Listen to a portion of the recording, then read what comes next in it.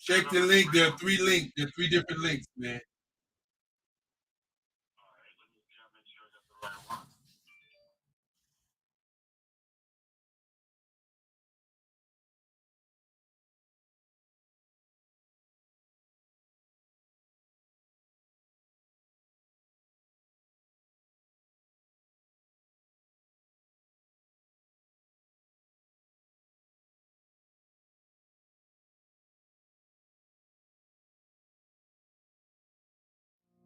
Did you know that approximately 333.34 million businesses exist today, according to a report from 2021? And you may be one of those businesses, or maybe you're not in the business market yet, but you're aspiring to be a business owner. Well, guess what? You're in the right place at the right time. Because let's face it, everything is about timing and opportunity. Hi, my name is Dr. Lotus Richey, and I'm the CEO and founder of the Lotus Richey Coaching and Consulting LLC, along with the Lotus Richey Ignite Show. 15 minutes of success with Dr. Lotus Richey, as well as books to boom your business and bring who you are. And today, I want to bring this amazing message to you about the Black Business Network and the Black Business Olympics.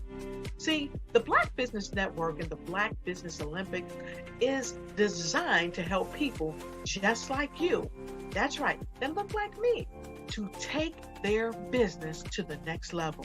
Not just in your front yard or your backyard, but globally. The Black Business Network and Black Business Olympics is designed not to just help you survive, but to help you thrive. So join us today as we come together with businesses all around the world to support our students, our children, our young teens, our young entrepreneurs. What we do is we come together to help raise funds for students who are aspiring to be business entrepreneurs, who are aspiring and who are thriving in college. We endow them with a wonderful opportunity to gain scholarship of either a laptop or several thousands of dollars. And we invite you to help be a contributor to this amazing opportunity to help someone that looks just like you. So join us today at our website and let us connect with you and help you ignite and take flight in every area of your life on the Black Business Network and the Black Business Olympics. I'll see you on the other side.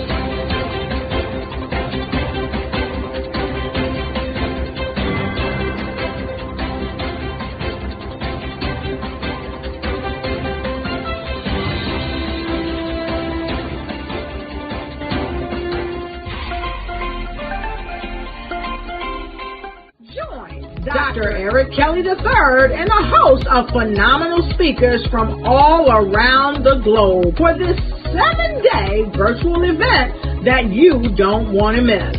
The mission of the Black Business Expo is to raise scholarship money from kids all the way from high school all the way from college. The Black Business Olympics is one of the largest Black business showcases in the world. It is an opportunity for businesses and companies to showcase their businesses globally. We are going to be giving away laptops up to $5,000 away to students. Again, I'm Olivia Appleberry, the founder of 2 Cents Finance and one of the speakers for the expo. I am so excited to see you there. For more info, go to www.blackbusinessexpousa.com or call 919-308-9090 and hope to see you there. I am Black Business. From the moment I wake until the time I sleep. Yes, I am Black Business. I am Black Business.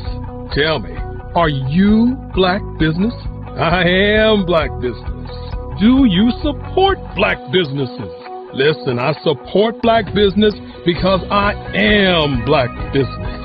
Black Business Expo, one of the largest business showcases in the history of Black business in the world. The world!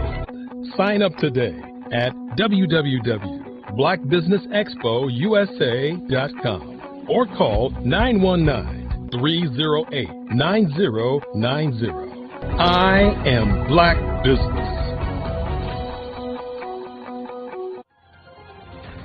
I am Black Business. From the moment I wake until the time I sleep, I am Black Business. I am Black Business. Are you Black Business? I am Black Business. Do you support Black businesses? I support Black business because I am Black business. Black Business Expo, one of the largest business showcases in the history of Black America in North Carolina. Join Dr. Eric Kelly III and a host of phenomenal speakers from all around the globe for this 7-day virtual event that you don't want to miss. The mission of the Black Business Expo is to raise scholarship money from kids all the way from high school, all the way from college. The Black Business Olympics is one of the largest Black business showcases in the world. It is an opportunity for businesses and companies to showcase their businesses globally. We are going to be giving away laptops up to $5,000 away to students. Again, I'm Olivia Appleberry, the founder of 2 Cents Finance and one of the speakers for the expo. I am so excited to see you there. For more info, go to www.blackbusinessexpousa.com or call 919-308-9090 and hope to see you there. I am Black Business. From the moment I wake until the time I sleep. Yes, I am Black Business. I am Black Business. Tell me, are you Black Business? I am Black Business. Do you support Black businesses? Listen, I support Black business because I am Black Business. Black Business Expo, one of the largest business showcases in the history of Black business in the world.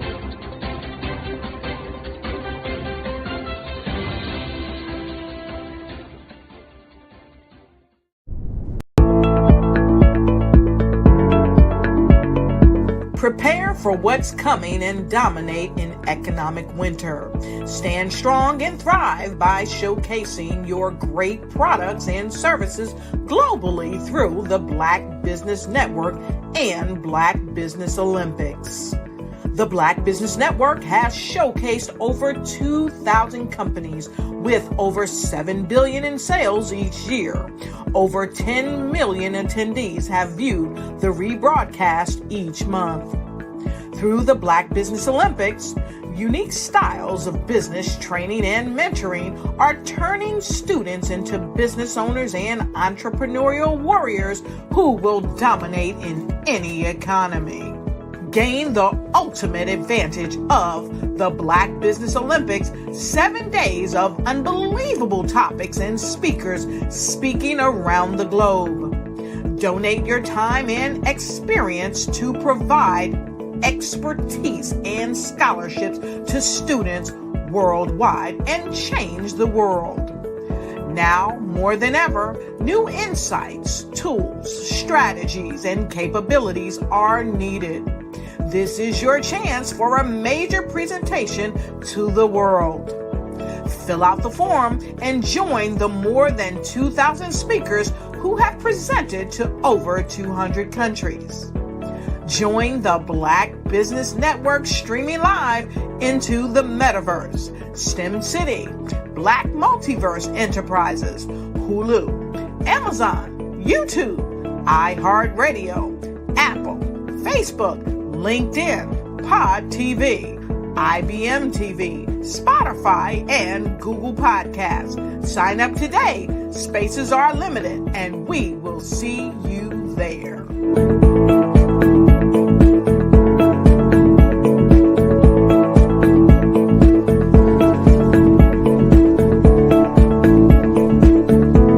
I'd like you to imagine with me, if you will, opening an app where you can collaborate with like-minded individuals from around the world, get inspiration and in-app tools to launch and grow your business, as well as share your knowledge and earn compensation, all in one app.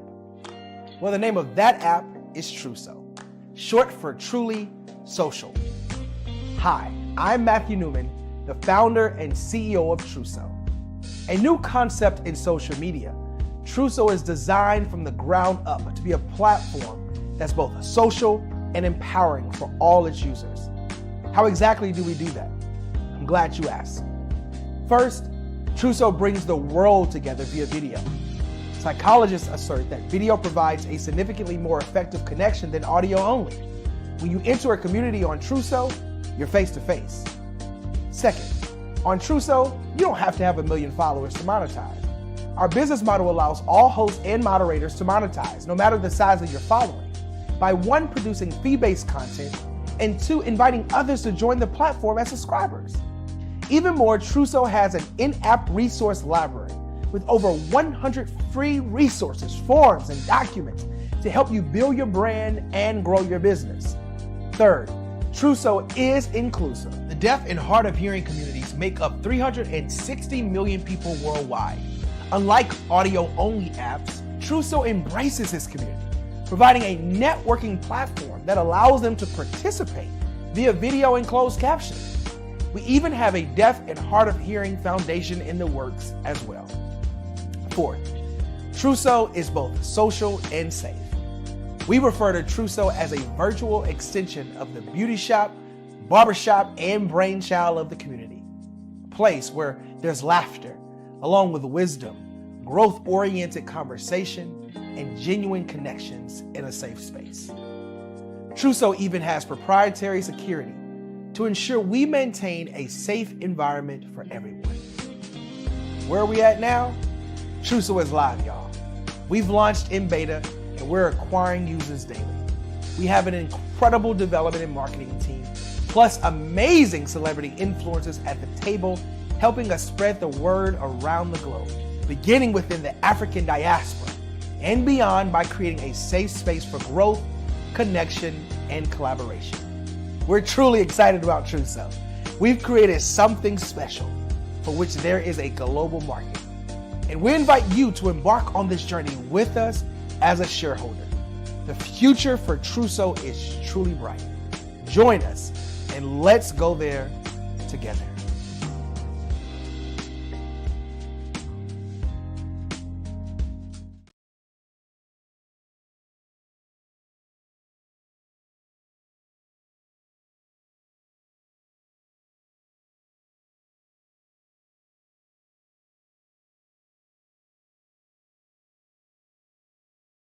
Over the past few years, we've seen the growth of existing and new initiatives focused on financial inclusion, building global networks, and reducing the wealth gap in response to the idea there's not enough seats at the table. Whether their outcomes are to increase the representation of Black executives on corporate boards, ensure an inclusive global economy, or to create new U.S. African commercial pathways, the strategies are often carried out by separate programs. The question is, should they be?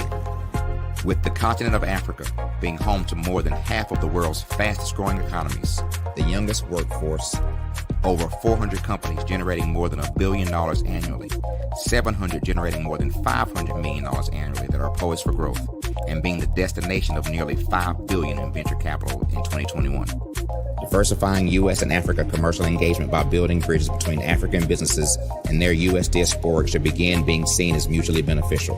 From helping to reduce Africa's enormous capital gap to catalyzing two-way trade opportunities, the COVID-19 global pandemic hopefully has taught us that global challenges and opportunities are more interconnected than we thought.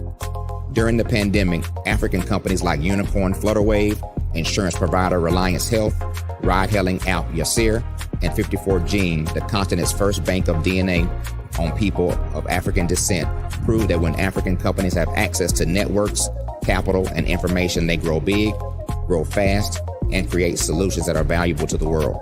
This is why Be Direct was created. We are the first U.S.-based but African-centric board preparedness and board search company designed to connect U.S. Black talent and corporations to African businesses. Unique and fundamental to Be Direct's success is our process of helping board candidates adapt their experience and networks to an African context before they're connected to high-growth companies that are looking to locally and globally scale. From our focus groups with African business execs and government leaders, we don't ignore the sentiment that business is easy, but people are hard. Having a pool of board candidates with hard-to-access networks and extensive experience across the business lifecycle, including successfully raising capital, is table stakes for an initiative like this. So yes, we have that. But corporate or entrepreneurial success in the U.S. does not guarantee success in Africa. Developed alongside industry partners on the continent, our training program, Be Direct Prep, is designed to transpose their experience to create cultural comfort, understanding, and the commitment to helping businesses in Africa scale. Our board governance sessions are African, continental, and country-specific, integrated with cultural awareness and dexterity training, masterclasses led by African industry execs, and mentoring and coaching from African continental-based facilitators.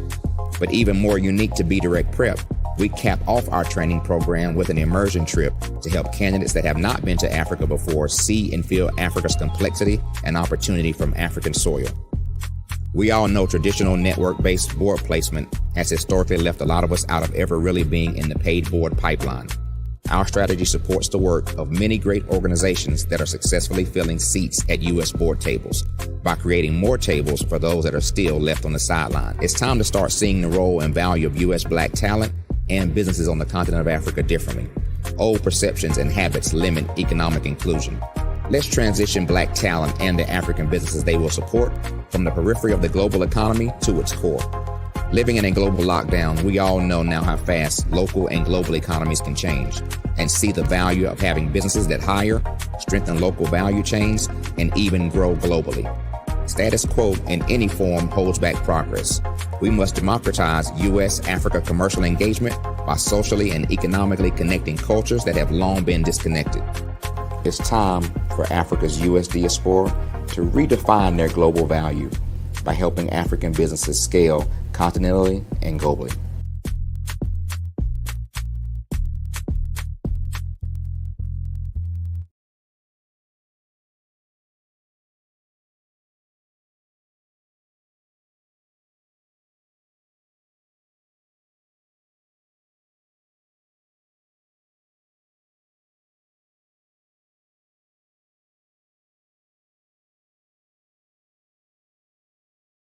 I'm Nidhi Harris. My genius is being an entrepreneur. I'm the CEO of K-Lock, a company where I develop my very own line of kids supplements. I currently market my multivitamin for kids to help combat weak immunity. During the pandemic, research has shown that having a strong immune system is key to fighting off disease. My vitamins are for kids, but adults can benefit from them as well. I'm adding a proprietary blend to my supplement line. I want to create my own blend so that I have a competitive edge in the marketplace. Staying healthy is important to me so that we live longer and have healthier lives. My website is klockproducts.com. That is K-L-O-C-K. Genius is common.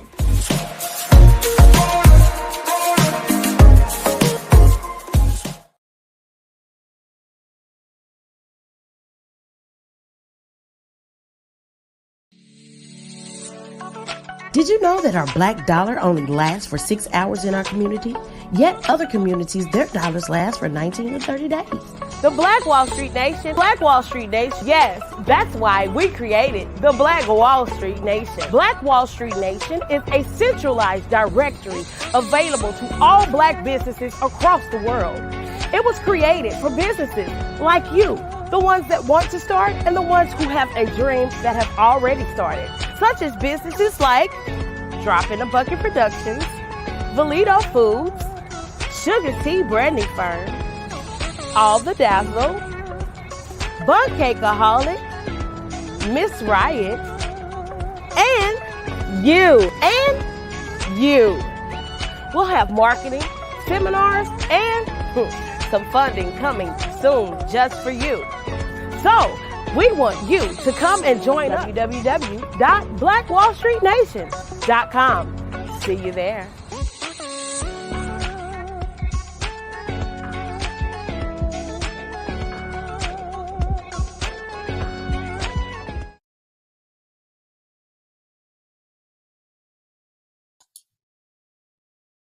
Hi, I'm Barbara Smith. Genius is common. My genius is executive coaching and professional corporate training. As the master executive coach and corporate training ambassador for the Genius is Common movement, I help business owners craft their stories in such a way that you know exactly what they do, what they have, and what they bring to the table. Many times as business owners, we are asked, so what do you do for a living? And we could be crushing in our businesses, but we're not quite sure exactly what to say in a short amount of time.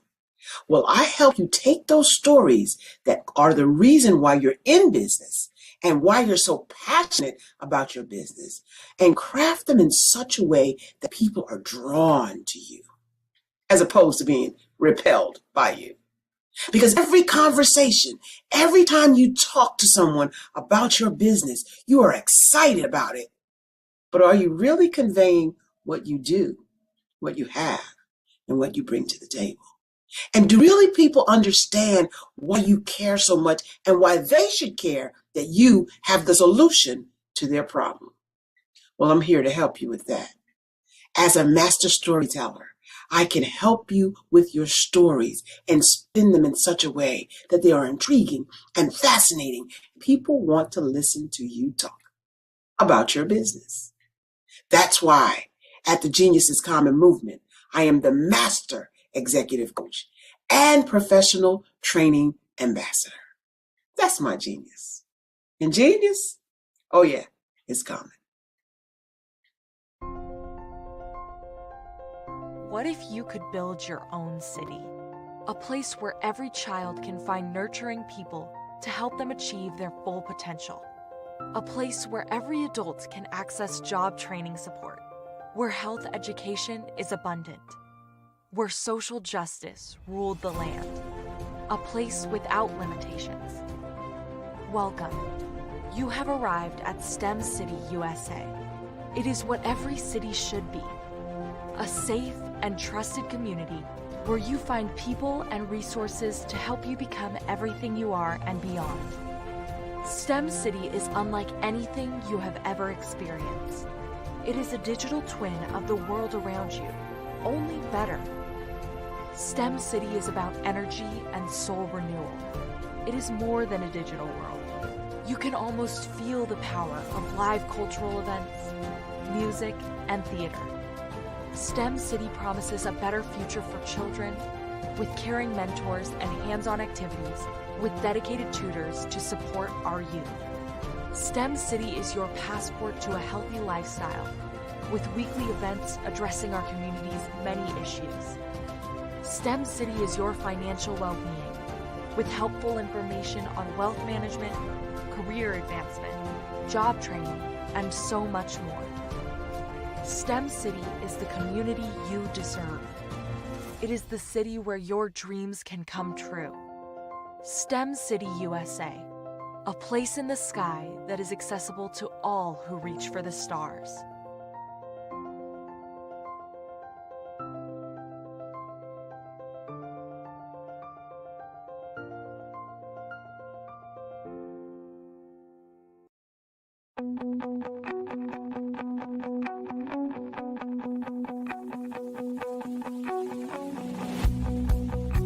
I am Black Business. From the moment I wake until the time I sleep. Yes, I am Black Business. I am Black Business. Tell me, are you Black Business? I am Black Business. Do you support Black businesses? Listen, I support Black business because I am Black Business. Black Business Expo, one of the largest business showcases in the history of Black business in the world. The world! Sign up today at www.blackbusinessexpousa.com or call 919-308-9090. I am Black Business.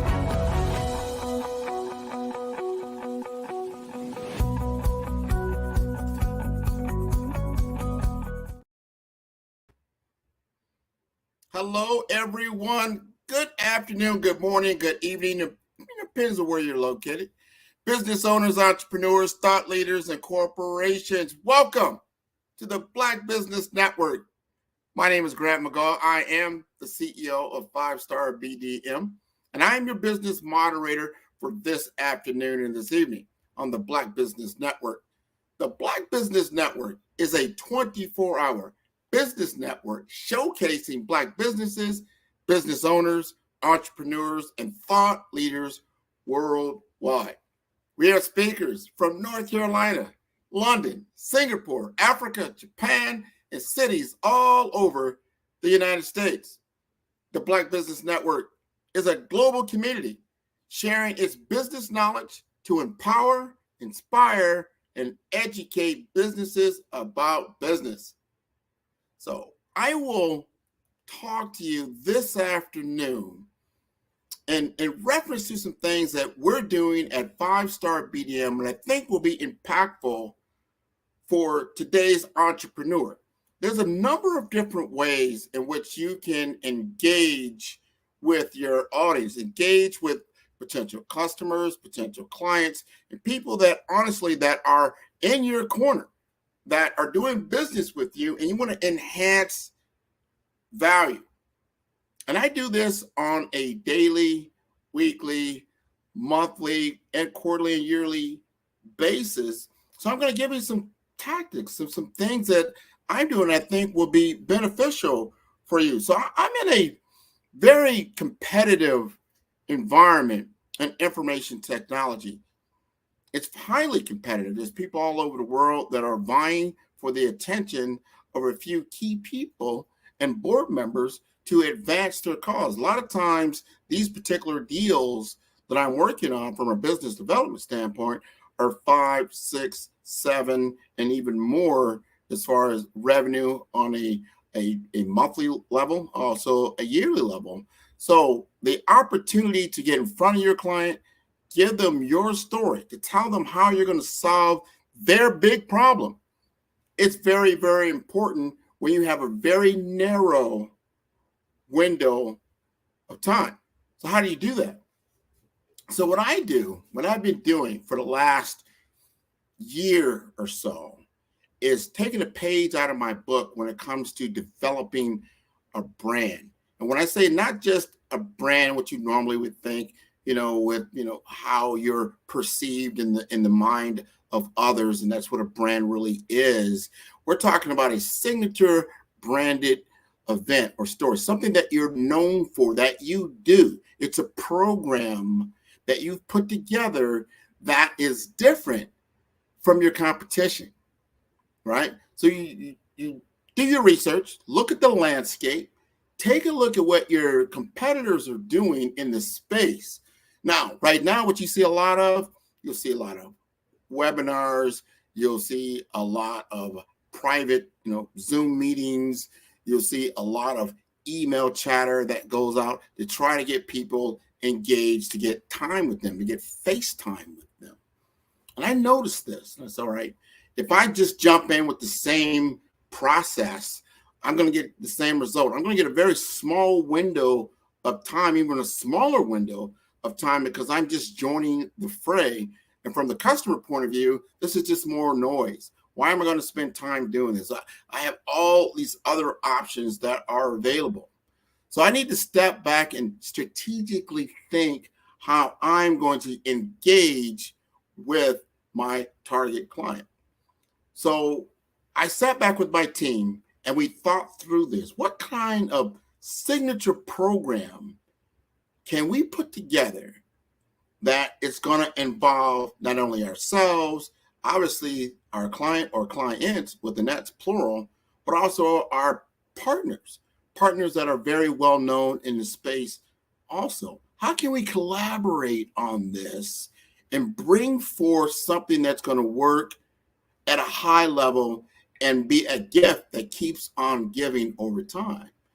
So as I thought about it, and I thought back in my history, and I said, you know what? There were some things that we did, especially now after COVID. People are into in-person events again. They're starting to come out and they're starting to get engaged. So the webinar world is starting to step back a little bit. It's starting to become more hybrid. People are starting to go to these in-person events, but then they're more networking events, and they're nice panels. People come out and maybe a keynote, and they do a panel, and everybody will sit and they'll listen. There'll be some networking time. There'll do some card swapping, and then you'll follow up with an email and that type of thing to try to get engagement. And hopefully your target clients will be there. I said, I want to be more strategic than that. I want to put together a signature branded program that's going to engage my client, and not just one, but several, in a private setting with my partners that collaborate with me, and that we can pull together and put together a I would say a solution that helps the client to move forward. And everybody, in the room, they went, you know what, that's great. What are you thinking? What you're thinking? I said, why don't we take them to dinner? He said, dinner? Well, everybody said, no, not just a dinner. We're going to go to a high-end steakhouse, a high-end restaurant, high visibility. We're going to have them put us in a private room, and this will be a private affair. We're only going to have up to 30 people in this room. This is not something that will be publicized, over the internet. We're not doing advertising. We're doing invitations, private invitations. They said, okay, I'm following you. Okay. Let's see what that looks like. Well, how much is that going to cost? I said, well, I'll do the math on it. Let me engage with the restaurant. I came back. I got some numbers. It's going to cost about $5,000. I said, $5,000? That's a lot, Grant. I said, I know. But what if we got our partners to chip in, that they would be part of the program, and they would help to offset these costs, and they would also gain the opportunity to engage with these clients and build business pipeline. And they went, okay, I see where you're going. I see where you're going with this. So I also said, what are we bringing to the table? What are we bringing to the table? I said, well, we're bringing together an incredible, robust pipeline of individuals, a network, an active network of healthcare and information technology professionals in business, entrepreneurs, career professionals, all within my database, all that I'm constantly talking to through my podcasting, through our TV shows, and through our email campaigns. So they're curated. I have a curated audience. I have an in-tuned audience already. You're like, all right. That's what we're bringing to the table. Exactly. So then when I look at my partners are Fortune 500 companies, large companies that are very, very well known in the information technology space. Very well known. They're household names. But they have their local representation right here in my market of South Florida. And then I would invite their reps to work with us to go ahead and put together this program. Would this be beneficial? So as I pitched this idea to them, they went, that is great. And because I was able to share the cost amongst the three parties, everyone could afford to do it. And that was also great, right? So we're all in. Cost is not a barrier, right? We've got great intelligence. We've got a great audience. What else do we need? So I said, when these things work well, what you need is a highlighted keynote speaker. They don't want to sit with you and just do a sales presentation. No one wants to come, it's a nice dinner and everything. That's great. But no one wants to be sold to in that manner. They want to get expert knowledge. They want to be able to talk to a leader in the field. They want to know somebody that's going to share knowledge, that has expertise in what we're all talking about. So I would make sure that the partners we had all were complementary. And the one-on-ones we did was on cybersecurity. It's all right. We're going to do this around cybersecurity. We're going to invite cybersecurity leaders, and we're going to have a keynote speaker that can speak highly of cybersecurity, right? But that keynote speaker is not going to be directly competitive to the people that are in the audience. They went, okay, I see where you're going. So I could bring somebody in from academia, somebody that is not directly competing with the people in the audience, so they can get up-to-date trends and knowledge of what's really going on in that cybersecurity space. When I was able to bring somebody in from the University of Miami to speak at a very, very high level on those trends, they went, wow, you could do that, Grant? Well, I have the network. These are very, very important relationships that you can utilize to bring value to everybody in the room. This is collaborative marketing, not competitive marketing. This is collaborative marketing, bringing everyone together. It's a win-win-win for everyone involved, right? So now I've got my keynote, right? And that is the attraction to the event. Because when you're talking to C-suite executives, they don't have a lot of time, but they will make time for something that is important. And that is what we put together. So now I've got my business partners. Obviously, we've got ourselves, right? And we've got a signature branded program to pull this together. And now we put together our email campaign, our target list. And this is another beautiful thing. As we start to put together our target list, the target list, again, is complementary for all my partners. But then it's not just me promoting the event. It's my other 3 partners that are also promoting the event. They also have relationships. They're also bringing their people into the dinner event. Beautiful thing.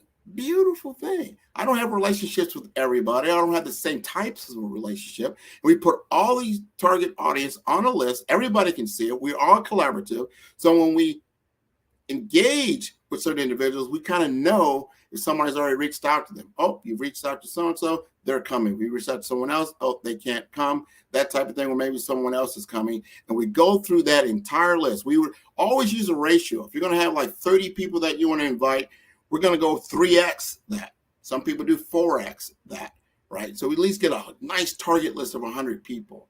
What you're going to find is you're going to find like, wow, I didn't have relationships with some of these other accounts, these other individuals, and they're all now on this list, and the contact information, all that thing, all of those things. And that goes vice versa for everybody.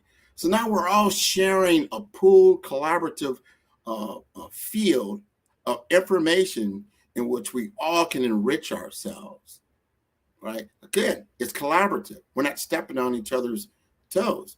It's great that someone else can reach out and talk to this individual or get into a sales deal that's complementary to you as well. And we all have an opportunity to enrich ourselves.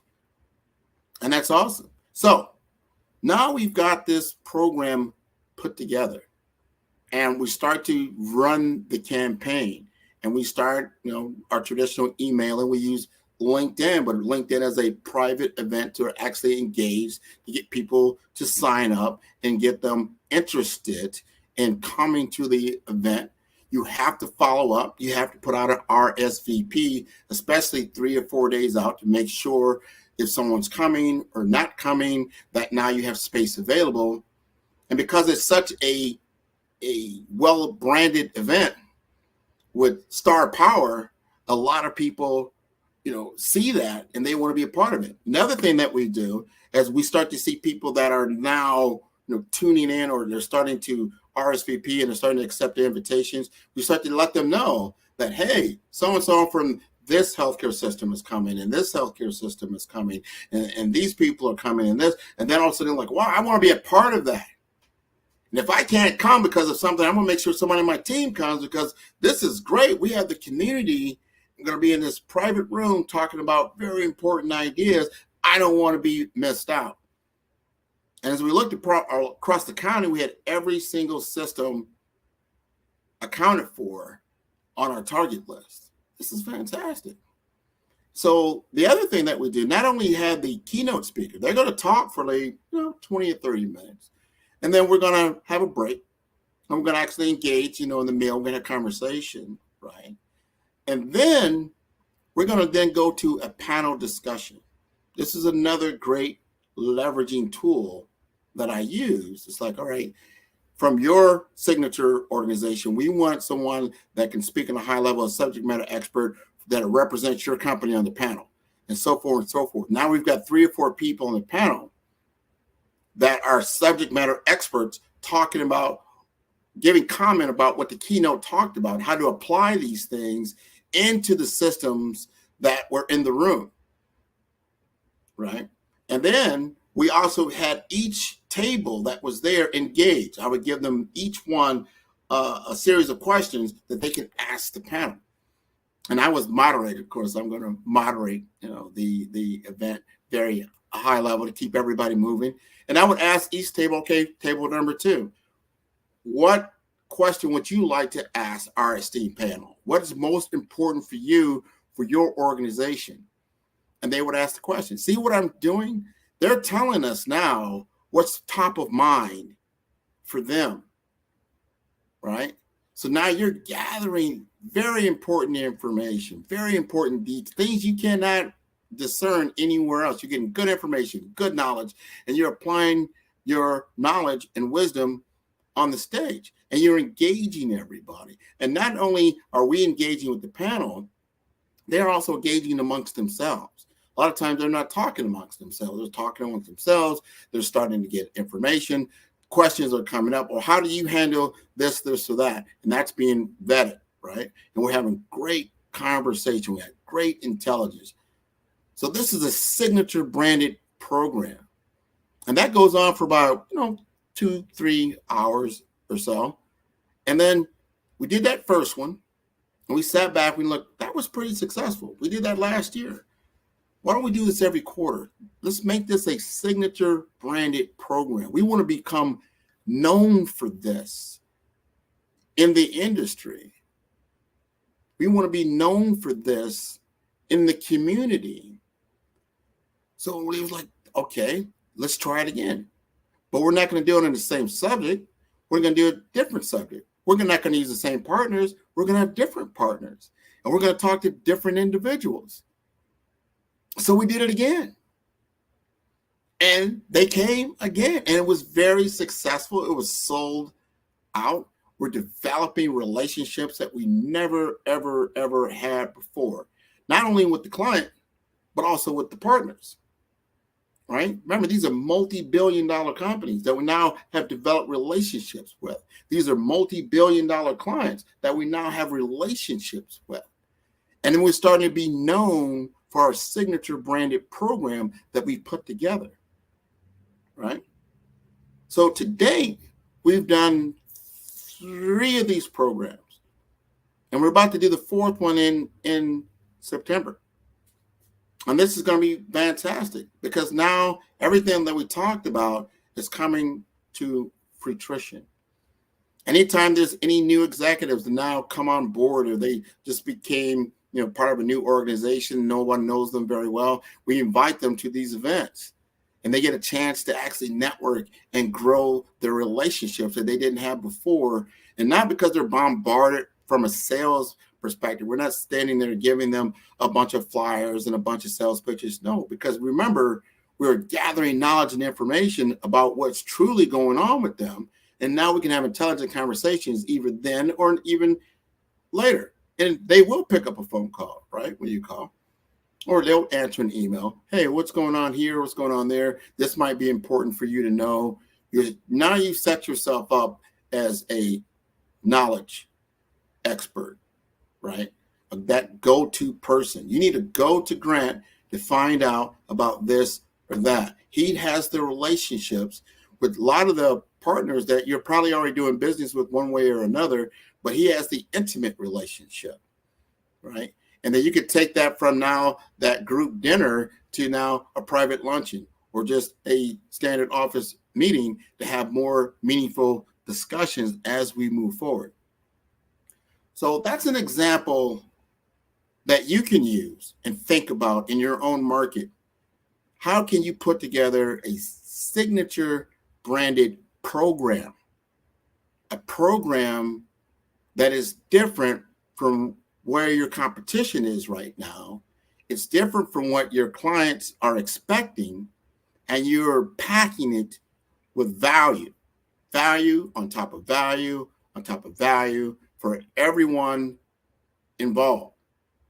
And money, again, is not the barrier. It's like, wow, that sounds very expensive. Remember, I divided it amongst 3 or 4 different entities that it became very easy to do this. Now it's just a matter of timing, making sure the timing lines up. I always suggest you do this 4 to 6 weeks out. Give yourself some time, some runway. Give people enough time to put it on their schedule. Remember, especially in the business I work in, these executives, their calendar fills up very quickly. So you want to be able to give them an opportunity that they're not so booked out. So 4 to 6 weeks is decent enough time. And then it's after work. So this is 6 p.m. to like 9 p.m. at night, and not too far away from where they'd have to drive to get there, right? And that's very, very important, especially if you don't have the relationship. If you're out there cold calling, cold emailing, cold in-mailing, you're not getting that warm response. Look to what I just talked about, getting partners that may already have the relationship, or maybe they're further along the process than you are, and you collaborate together on a signature branded program that you can put together. That it's not a community event, it's a private event. It's a private affair in which you can have intimate conversations to solve business problems that are important, not only for your client, but the client, all the other clients in the room. So I want to let people know these are the things that I do, giving out my secret sauce when it comes to business development that you might not hear about, you might not know about, right? It's very easy to say, well, we'll put together an email campaign. Not a problem. A lot of people do it. You're no different from anyone else. We'll put together a social media campaign. No problem. Good tactic. Not a problem at all. But you got to remember, everybody else is doing that, right? I'm going to put together a networking event. Well, that starts to help.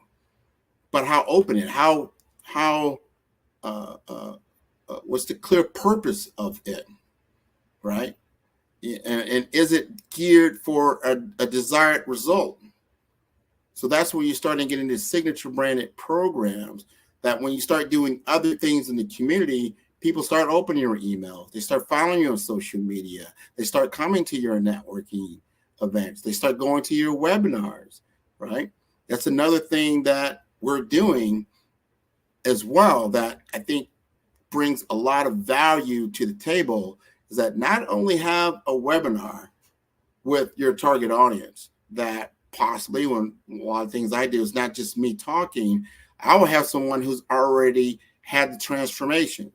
Someone's already gone through my program. They've already consumed my product or service, and I want them to come on and let's talk about their experience as part of the webinar, right?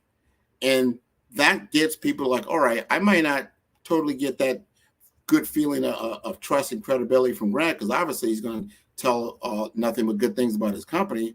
Most people won't get up and tell all the bad things, right? But if you hear from someone else, it goes a longer way, and someone else is telling you factual truth about what happened during their journey and their experience, it's going to go a longer way. But that's just part of the process. The webinar is just part of the process. Your next step after you've done your webinar is to then have a workshop. Bring them together. Let's roll up our sleeves. Let's talk about this. Let's actually get in there and tinker with stuff. Let's pull out the tools. Let's go ahead and try it out. Let me show you how this works. Now you've gone from webinar to workshop to now you start getting into your next step. After that, automatically is going to be a sales engagement, because you're going to find so much information out. How can we then implement this into your business? So those are two things I just talked about. And a lot of times you can even put them together, have a signature branded program. Now, what I use is a dinner event, have a signature branded webinar workshop series that you can work through. Start thinking about things and combining things that engage your client, engage yourself, and look at it as a collaboration with all of you, especially your partners. Partners are so important because it allows you to see and do things that you normally wouldn't see or do as you're engaging together to create what? Revenue opportunity, right? Pipeline development, right? Something that a lot of people don't like to do. You've got to look at funnel. What does that funnel really look like for forecasting? How can you forecast if you really haven't got deeper into your activity that's leading to a desired result and a quantifiable outcome? And that's just for new business. Think about that for your existing business, and you're doing that for your existing pipeline, and you can begin to really know what's really going on, because that's what you want to do, especially in my business, is that what is the revenue that is going to happen for surety. And that's very important when you get into forecasting and you start looking at what happens in these Wall Street companies and whatnot. They have these forecasts and they have to hit those numbers or their stock value goes down. How do you get to that assurity? You want the same kind of assurity for your own funnels. So now we're going into the end of Q3, going into Q4. You don't want to always be starting from scratch. So you want to build and know and have trust that that the business is coming your way and it's just a matter of timing. But you've got to build that funnel from the very beginning. So I gave you the process from the very beginning all the way toward the end as you listen to this particular discussion. So I hope I have been beneficial for you and your endeavors as an entrepreneur. When you're engaging with 5-Star BDM, I am the CEO of the company. You are engaging with me in my 25 years of business development, right? So I'm a fractional BDM for a lot of different organizations to help them to grow, to understand the information that I have and experience I've gotten from Fortune 500 companies that I've worked for, and what it takes to compete in a highly competitive business when you're doing 5, 6, 7-figure deals. And I've closed a numerous number of multi-million-dollar deals. These are strategic and not transactional, and that is why this is so important. So with that said, the Black Business Expo's mission is to raise funds for high school seniors going to college or K-12 entrepreneurs. This expo is a fundraiser for students. You may go to www.blackbusinessexpousa.com to donate to the scholarship fund, or use the Cash app that's on the screen below and say $BBX USA to your phone to give. Our goal is to give laptops and up to $5,000 to 10 students. Students can register online at www.blackbusinessexpousa.com. Every dollar counts. So we want to remind you to donate to the scholarship fund. We want to thank our Black Business Expo USA sponsors for August 2023.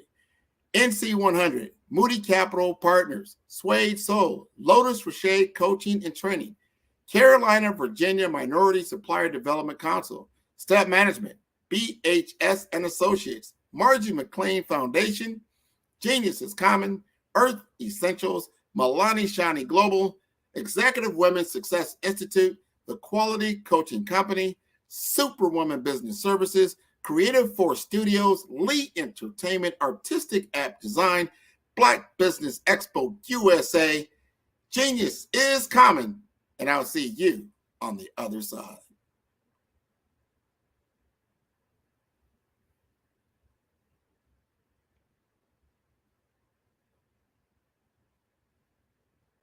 Hey guys, my name is Caden. I'm the CEO of Caden Teaches, and my genius is teaching kids about financial literacy.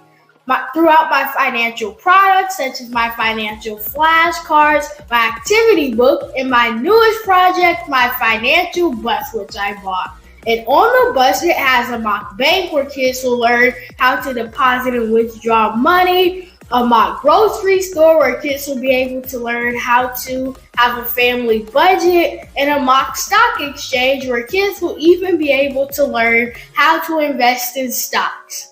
Now, I decided to start teaching kids about financial literacy because I find that most kids graduate high school without even knowing the basics about financial literacy. And I feel if I were to teach kids about financial literacy, that I would be able to help kids tap into their genius. And I actually learned about financial literacy to my dad because I would go to business meetings with him, and I would always see that they were talking about financial literacy. And at that point, I didn't understand what financial literacy was. So I took it upon myself to learn about financial literacy and teach it to kids in a way that they could understand. But I want you guys to help me help kids tap into their genius by going to my website, cadenteaches.com, and you can sew into me in my financial bus by going to my GoFundMe link. And remember, if Caden can, you can too. Because genius is common.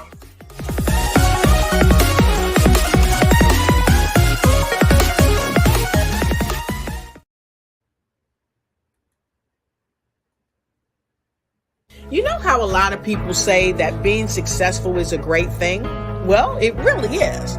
Yet having a successful mindset is the thing that propels people to their ultimate success. Now, many of us get stagnated. So, have you been? I'm Kennedy Harris. My genius is being an entrepreneur. I'm the CEO of K-Lock, a company where I develop my very own line of kids supplements. I currently market my multivitamin for kids to help combat weak immunity. During the pandemic, research has shown that having a strong immune system is key to fighting off disease. My vitamins are for kids, but adults can benefit from them as well. I'm adding a proprietary blend to my supplement line. I want to create my own blend so that I have a competitive edge in the marketplace. Staying healthy is important to me so that we live longer and have healthier lives. My website is klockproducts.com. That is K-L-O-C-K. Genius is common.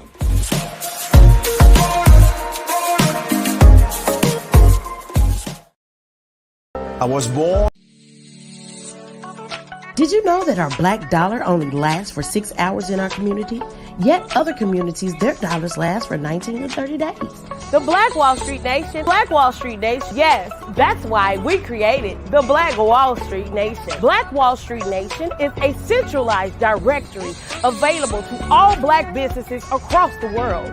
It was created for businesses like you, the ones that want to start and the ones who have a dream that have already started, such as businesses like Drop in a Bucket Productions, Valito Foods, Sugar Tea Branding Firm, All the Dazzle, Bun Cakeaholic, Miss Riot, and you. We'll have marketing, seminars, and some funding coming soon just for you.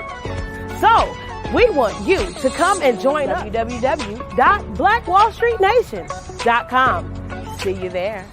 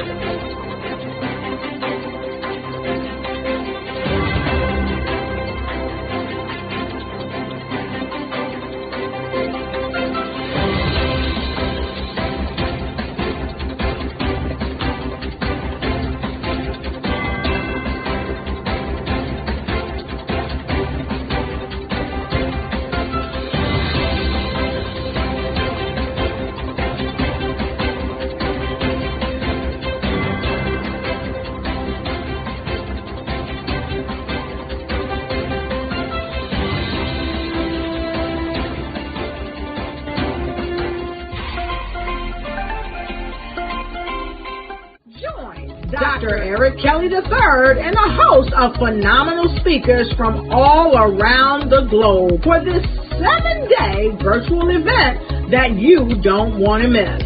The mission of the Black Business Expo is to raise scholarship money from kids all the way from high school all the way from college. The Black Business Olympics is one of the largest Black business showcases in the world. It is an opportunity for businesses and companies to showcase their businesses globally. We are going to be giving away laptops up to $5,000 away to students.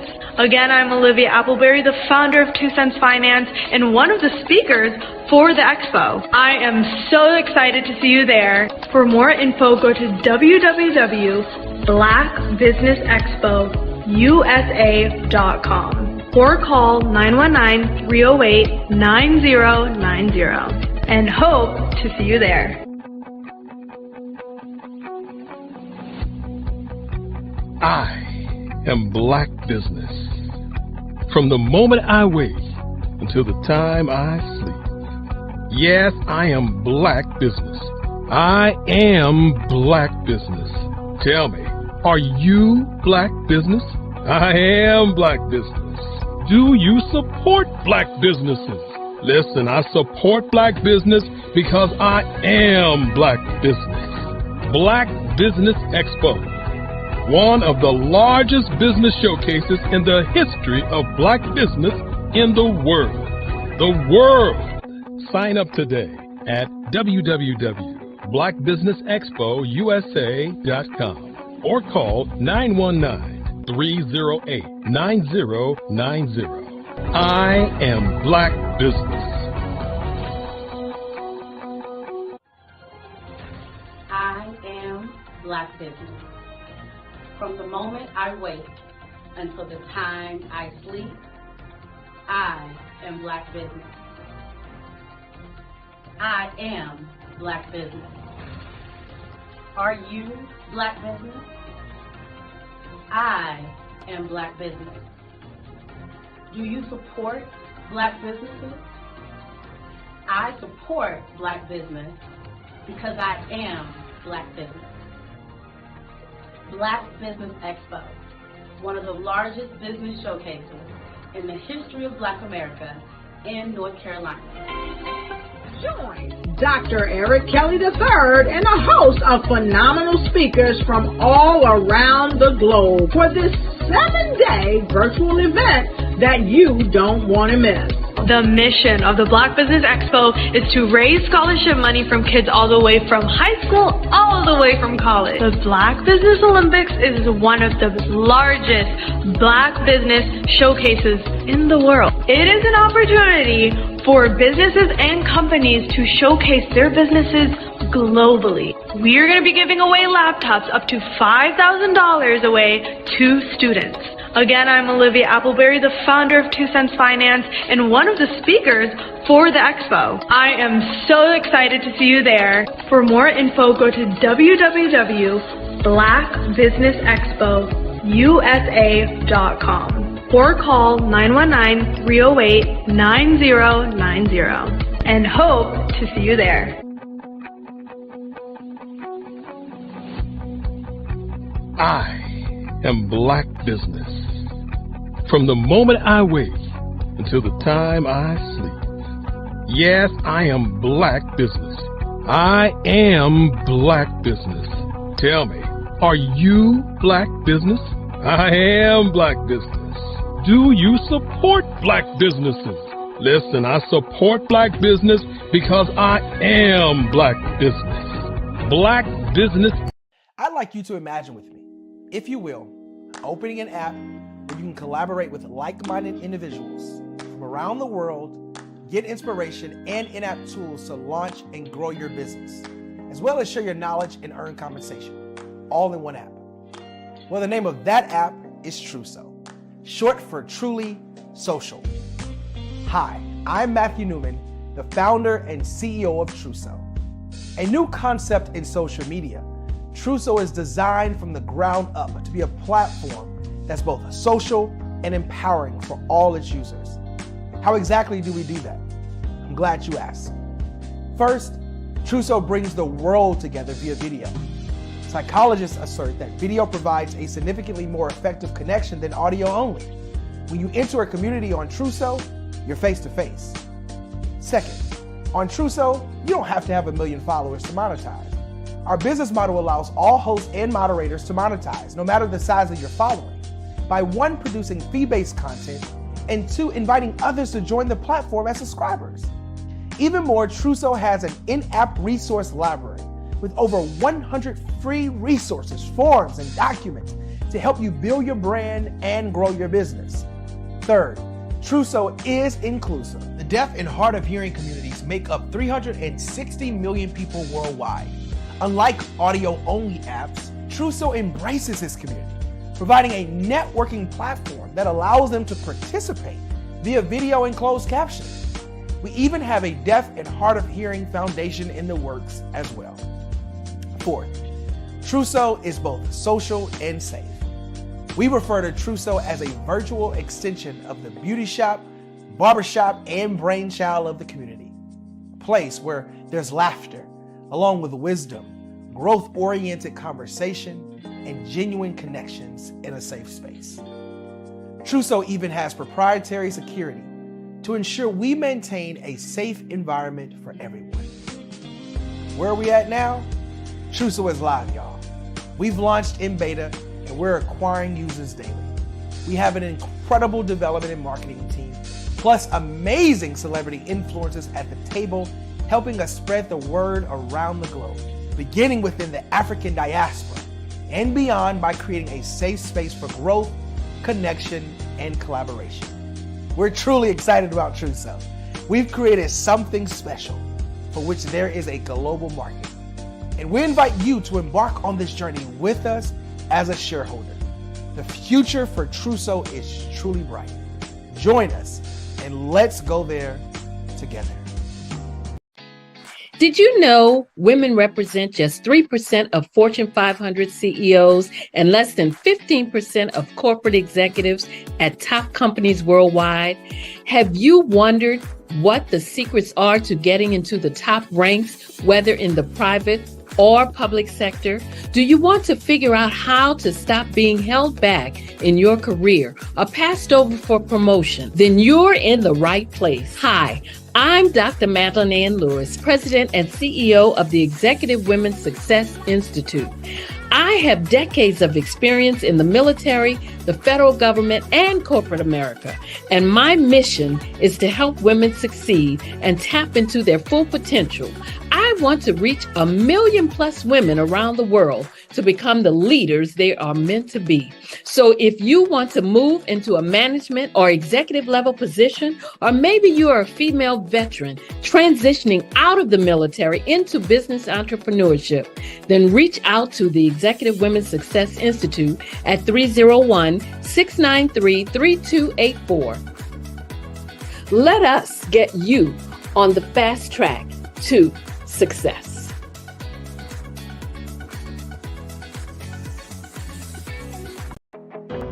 I am Black Business. From the moment I wake until the time I sleep, I am Black Business. I am Black Business. Are you Black Business? I am Black Business. Do you support Black businesses? I support Black business because I am Black Business. Black Business Expo, one of the largest business showcases in the history of Black business in the world. Sign up today at www.blackbusinessexpousa.com or call 919-308-9090. I am Black Business. Follow the Brand TV broadcast host, Grant McGaw, as he visits with top executives and entrepreneurs to find out their secrets of success with their personal brand. Follow the Brand TV broadcast host as he focuses on brand development to build better relationships, bring value to your business, relationships, and career. You will enjoy listening to each episode that is tailored to speak to you directly. If you're looking for this type of clarity in terms of building your brand, you have tuned into the right station. Each episode will help you to shape a conversation in the 5-star BDM network of 20,000 professionals and become a springboard for your corporate engagement and business opportunities. Each guest will frame their story in the areas of personal branding, business development, career development, financial empowerment, and technology innovation. Grant McGaugh explains why he is the CEO and owner of his own professional career. Grant is an accomplished business leader and entrepreneur who wants to give back to individuals to grow their personal brand strategy. Tune in as he weaves his story about new possibilities, while to you exceed expectations. If you love storytelling, this show will make for fun.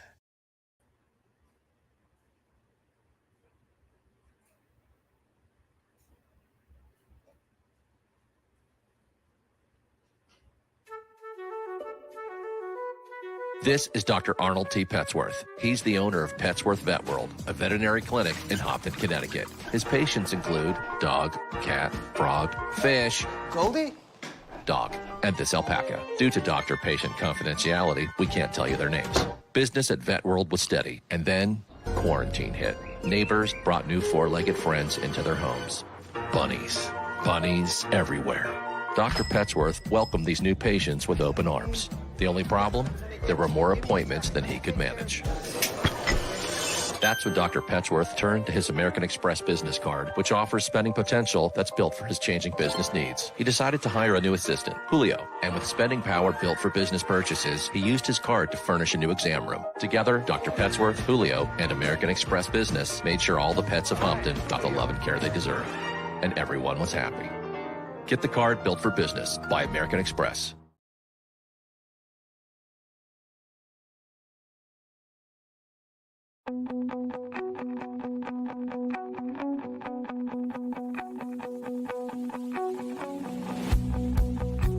I am Black Business. From the moment I wake until the time I sleep. Yes, I am Black Business. I am Black Business. Tell me, are you Black Business? I am Black Business. Do you support Black businesses? Listen, I support Black business because I am Black Business. Black Business Expo, one of the largest business showcases in the history of Black business in the world. The world! Sign up today at www.blackbusinessexpousa.com or call 919-308-9090.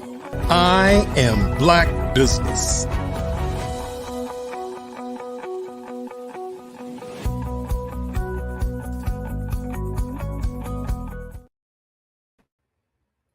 Hello, everyone. Good evening, business owners, entrepreneurs, thought leaders, and corporations.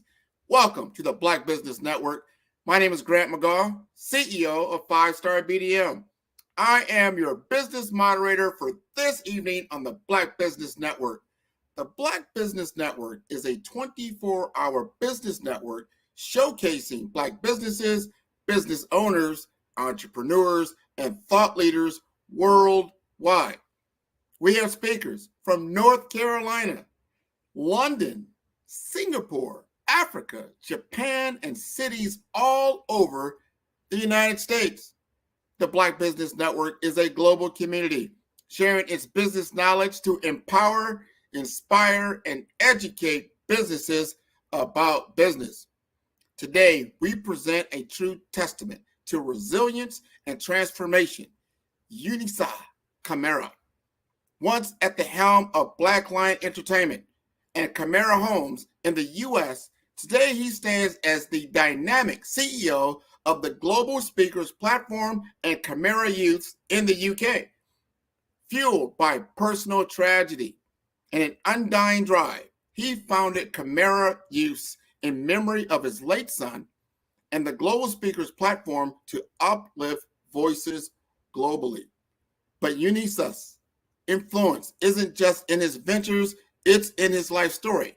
Surviving gunshots, the heartbreak of loss, and incarceration, Unisa has turn adversity into advocacy.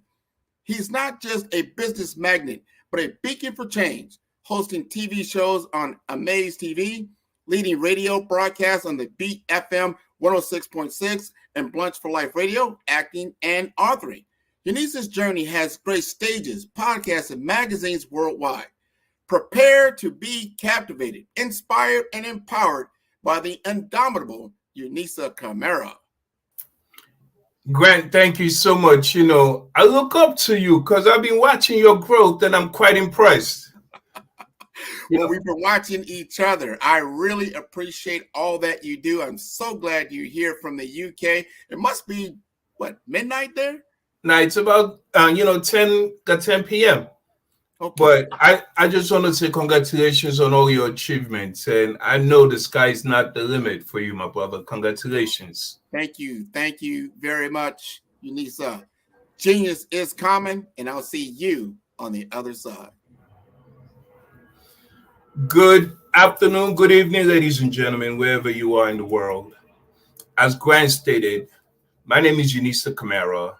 I am a global youth advocate. That's the most important thing to me. But besides that, I've been a serial entrepreneur for over 20 years.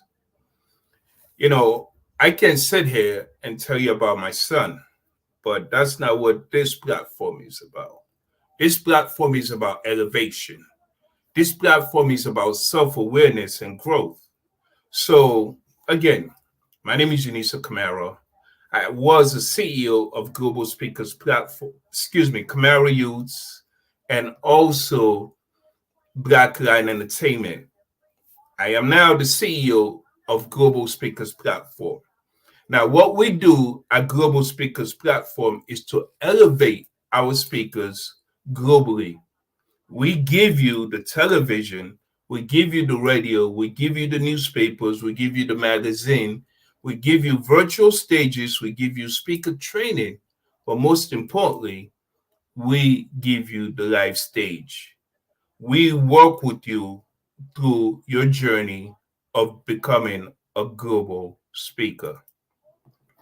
Now, I just want us to talk a little bit because a lot of people are under the impression that being an entrepreneur is just an overnight process.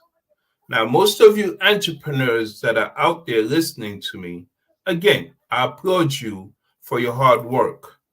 And those of you young entrepreneurs that are just starting out, remember, failure is not failure. If you don't succeed on your business, it's just because there is a puzzle piece that you forgot to put in. So look at it as a learning experience. Today, I want us to talk about the mind because as a global speaker, I speak on the laws of attraction, the vibrations of the universe. I also expand on the individual themselves, understanding the mind, the functionalities of the mind. Now, as we go through life, we have to understand that we possess one of the most powerful tools, and that is the mind. And when we learn to utilize the mind, success is nothing but a step away. We have to understand that the mind can create whatever we focus on.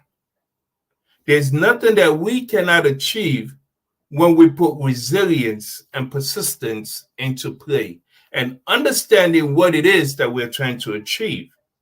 And as I indicated in the beginning, ladies and gentlemen, it's not an easy road, but you can achieve it. If it was easy, everybody will be an entrepreneur. If it was easy being rich, everybody will be rich. But whatever we work hard for, we cherish, we appreciate, we acknowledge. Now, as we're going through this journey of entrepreneurship, we have to understand the thought process of it. Everything starts with the thought process. Once you start thinking about it, you create an emotion from that thought process. And with that thought process, you create an action. Let me say that again. You just don't act. Nobody just acts. There has to be a reason to your action. There has to be an emotion that is involved. So let me just say, you are getting evicted and you have a child. Is that a need or want? You need to put something into play to keep your child in a safe environment, to keep your child under a roof, to provide food for your child. So that's a need. It's no longer a want. So when you have that need, you put it into play. And your mind, ladies and gentlemen, is your central processing unit. Whatever you think, you can achieve. And once you start utilizing the mind, you have the left brain and the right brain, which gives you pictures, and the other one gives you the thought process. So imagine if you can use the left brain and the right brain, where you can visualize and you can think it and put that together in a constructive way, in a way of progression. There's nothing that one cannot achieve. And I will keep saying that till the end of this segment. There's nothing that you cannot achieve. Will you face trials and tribulations? Without a doubt. But when you put persistence into place, you can achieve it. Now, along this journey, you will understand who you are. But before you start this journey, you will have naysayers. You will have people that will try to tell you, you cannot do this, you cannot do that. That is impossible. Oh, we tried that before. Because somebody tried something and did not achieve it does not mean you cannot achieve. Each and every one of us have our own journeys. You're on your own journey. I'm on my own journey. But we come together to elevate each other. We come together to support each other towards growth. Now, because I'm supporting you does not mean I am deviating from my own journey. Because you are supporting me does not mean you're deviating from your own journey. It just means that we're supporting each other towards growth. And when we're supporting each other, that's called progression. Now, as you're going through this journey, ladies and gentlemen, you will start understanding what is the difference between your needs and your wants. And I stated before, you have to understand your need. Because if you say, I need to eat, that is hunger. And when you say, I want to eat, that's just to say, well, I have food in my stomach, but you know what? I just require something extra. So in this journey of life, in this journey of entrepreneurship, in this journey of self-awareness, as you're growing, you will learn who you are, what your objectives are, what your goals are. You will understand that the fact that with this journey, you will face something called mind elevation.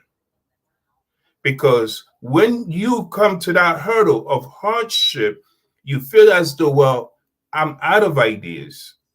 I cannot do this. You have to sit back, and every time I'm on this platform, I expand on something similar. Why do I expand on something similar? Is because I want you to put the connection together. I want you to understand the puzzle, that it's not going to be an easy journey. You will face hard times. But does that mean you need to quit? Does that mean you need to stop? If you decide to stop and go back to continue to being an employee, Well, the person that you're working for had faced the obstacle that you face, and they did not quit. They did not back away. They add in the resilience. They add in the mind expansion, the growth mind, willingness to learn, willingness to understand, where did I go wrong? How can I rectify this? Remember, no one can stop you from your growth. Nothing can stop you from your growth. The only thing and the only one that can stop you is you. You possess something so unique in within you. There is something so different about you that no one else possesses. McDonald's and Burger King are both fast foods, but what makes each one of them stand out? When they started McDonald's, it was two brothers. They had a fixed mindset that this is how it's going to be, and this is the growth that's, expectation of it. And then a gentleman came along, a salesman at that, and he kind of went behind the scene and understood their whole marketing, their whole structure. And then he said, well, if they cannot do this, I'm going to take over their business. Do you get it? If you cannot create and try to expand, there's somebody out there thinking something similar to what you are thinking. Now remember, because I said that everybody have their own journey, don't mean people are not thinking what you are thinking. You have to understand that you're going to have competitors in any field. You can go to school to become a doctor. There are other doctors out there. You can open your own surgery. You will face other surgeons doing the same thing. But what makes you stand out from the rest? You have to understand your uniqueness.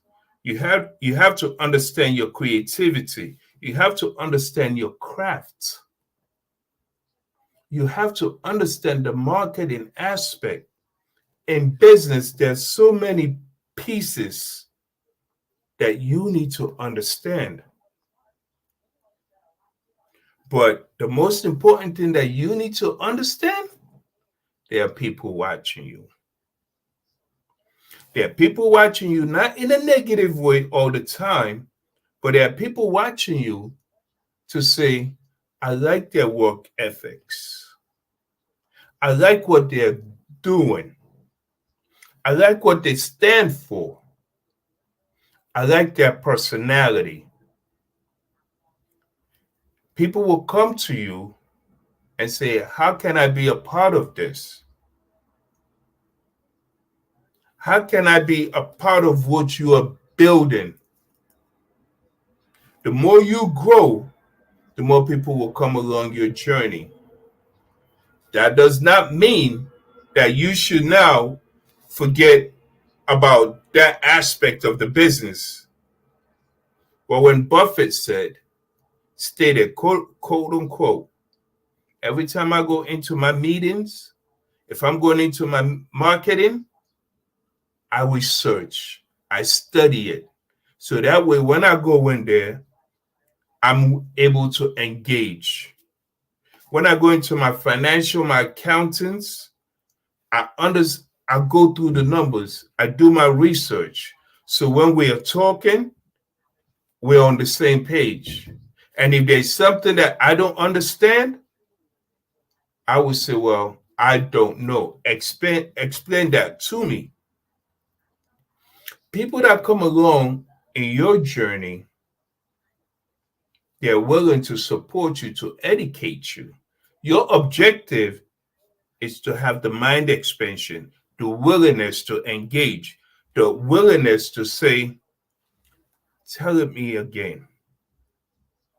Or let me do my research.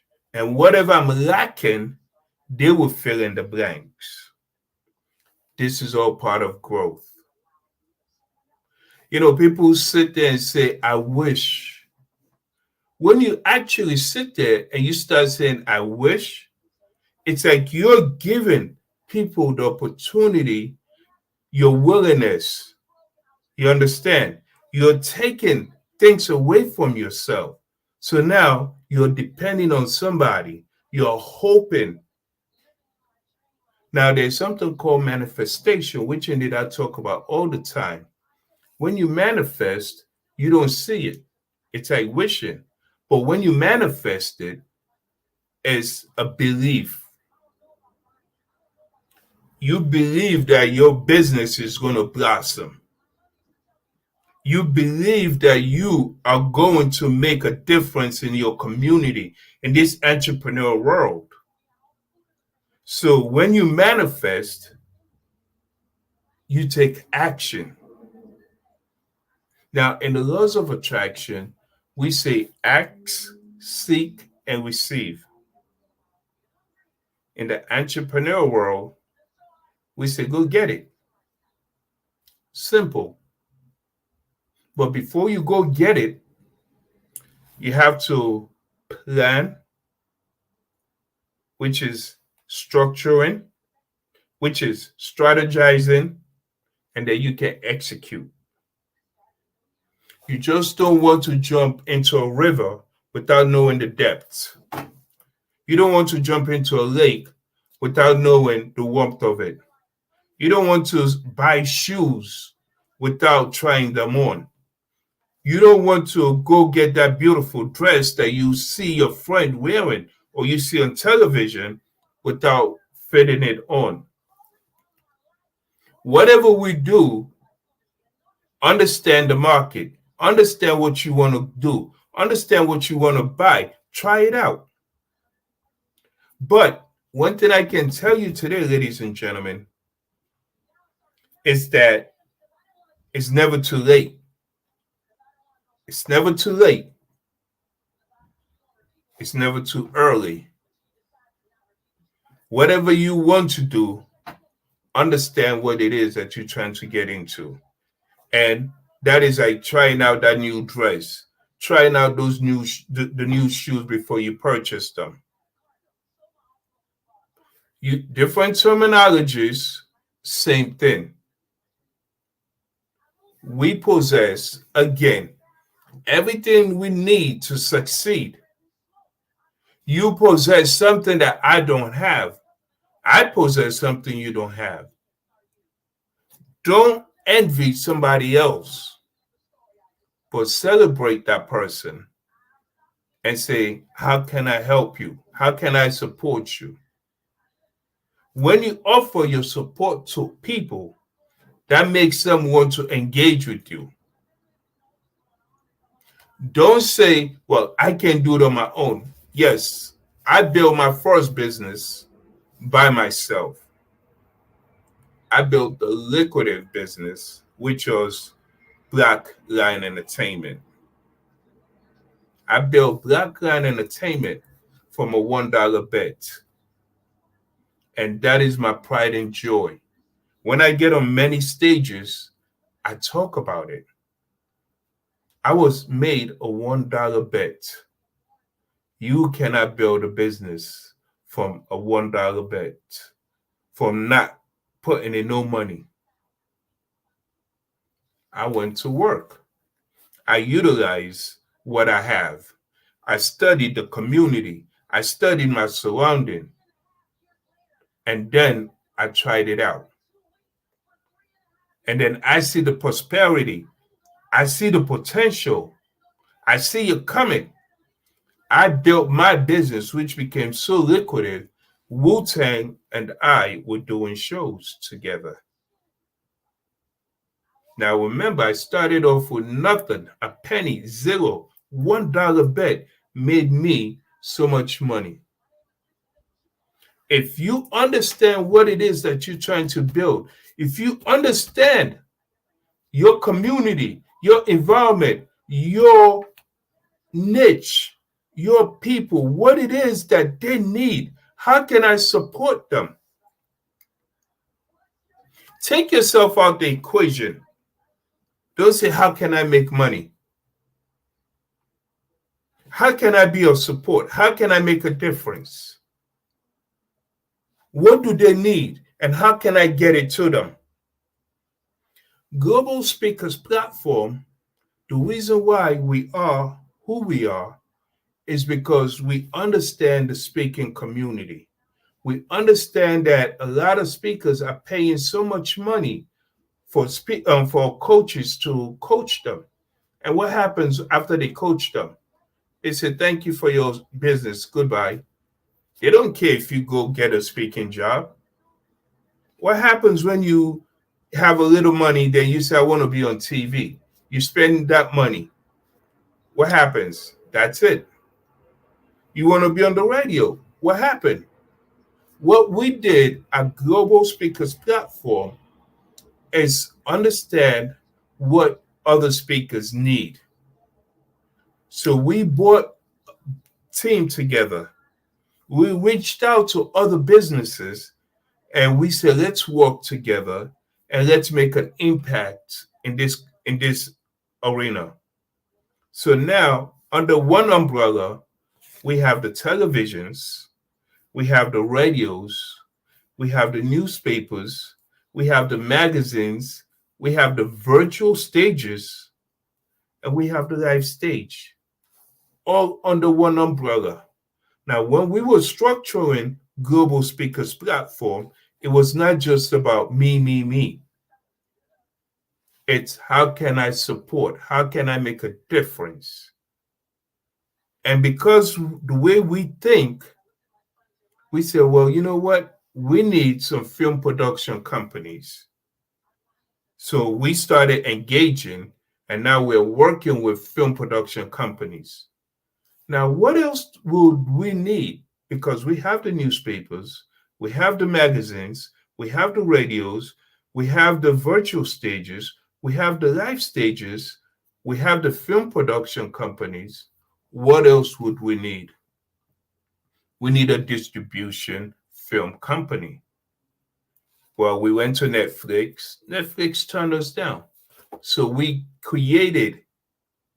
started partnering up with a film distribution company. Do you get what I mean? So when you think, how can I support? How can I make a difference?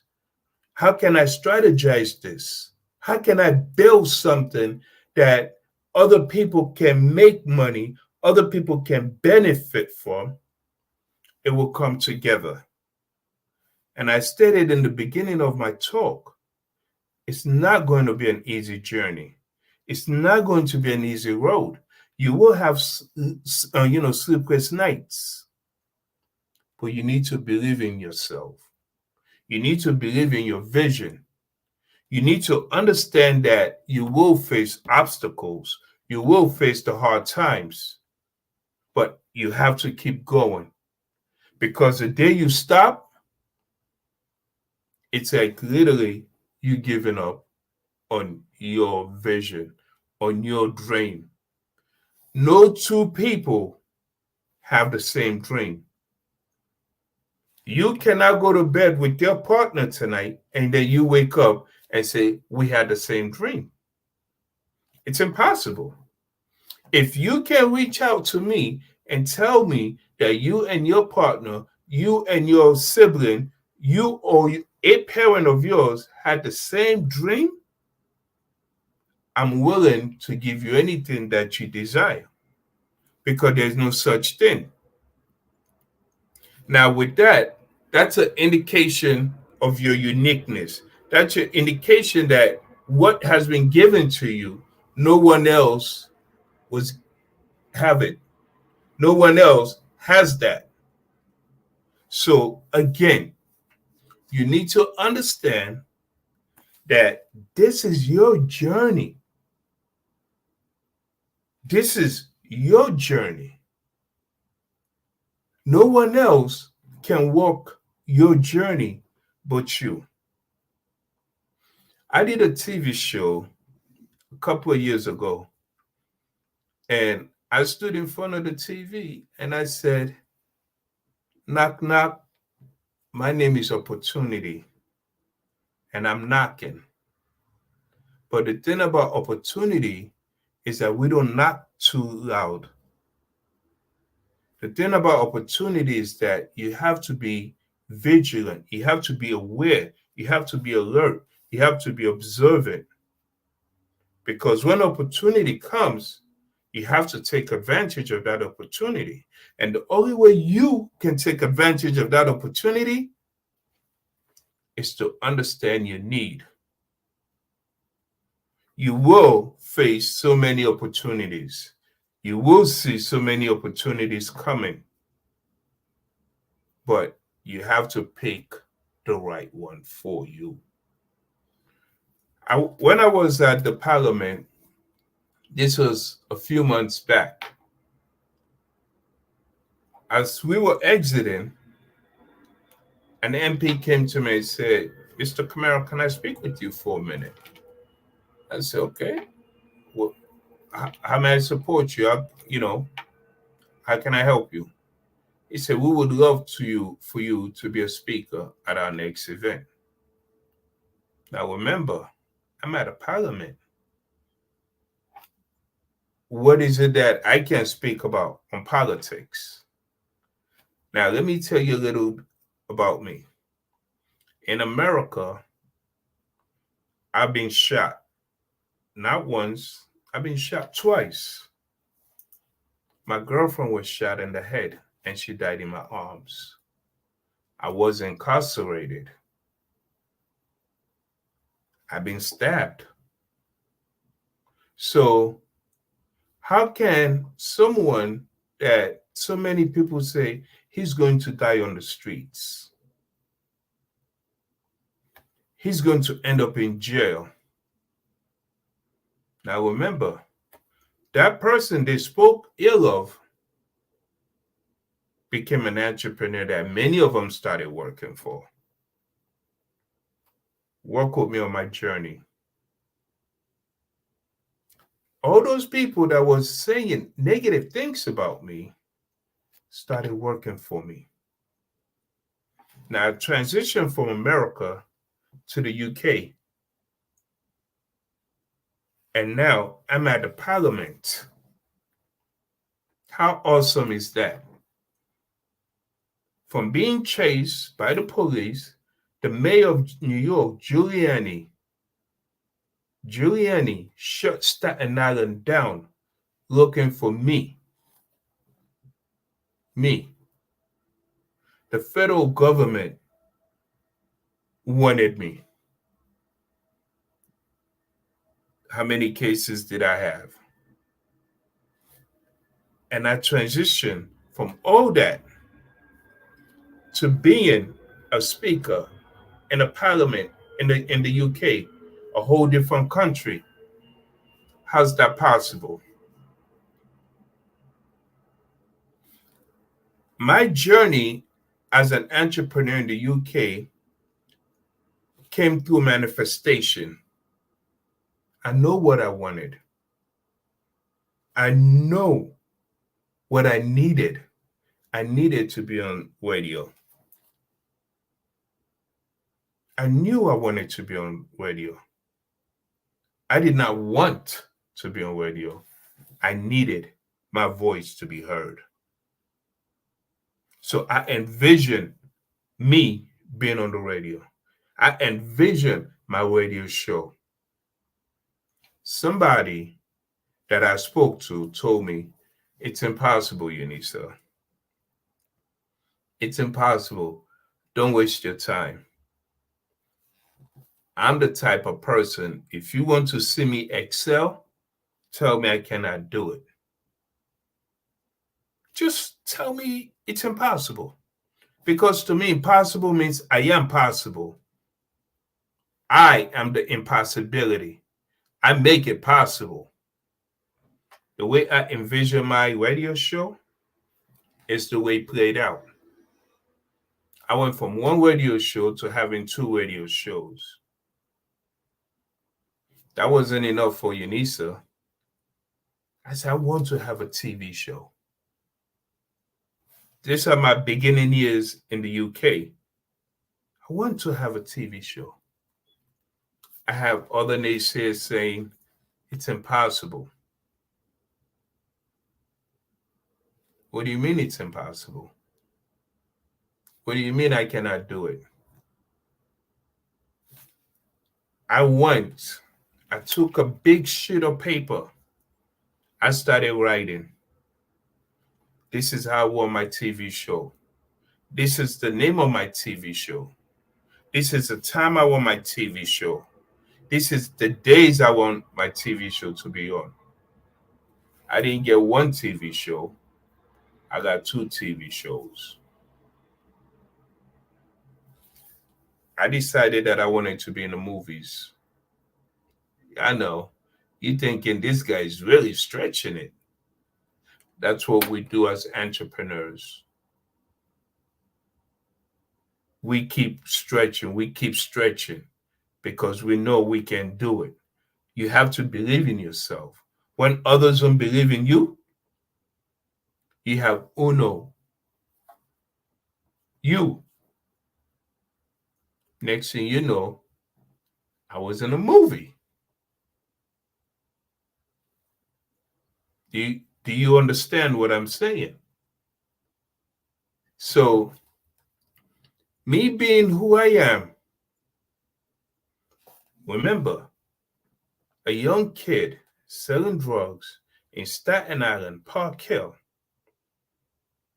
New York, being shot, being stabbed, being incarcerated, having the police chasing him, and then the federal government saying, you did interstate with over, I'm not going to call the amount of money, but it's a federal crime. Then one federal charge, the second federal charge came in. And all of a sudden, I beat my cases. Whenever I'm doing something, I do it alone. So no one can ever say you need to turn witness on me. No. When I'm building my businesses, I structure my businesses alone. And now I have a partner, Show Manette. We structure businesses, and we execute them. Because we're at a point where I know what I want. I know how to structure a business. I know when to execute. She knows what she wants. She knows how to structure business. She knows how to execute.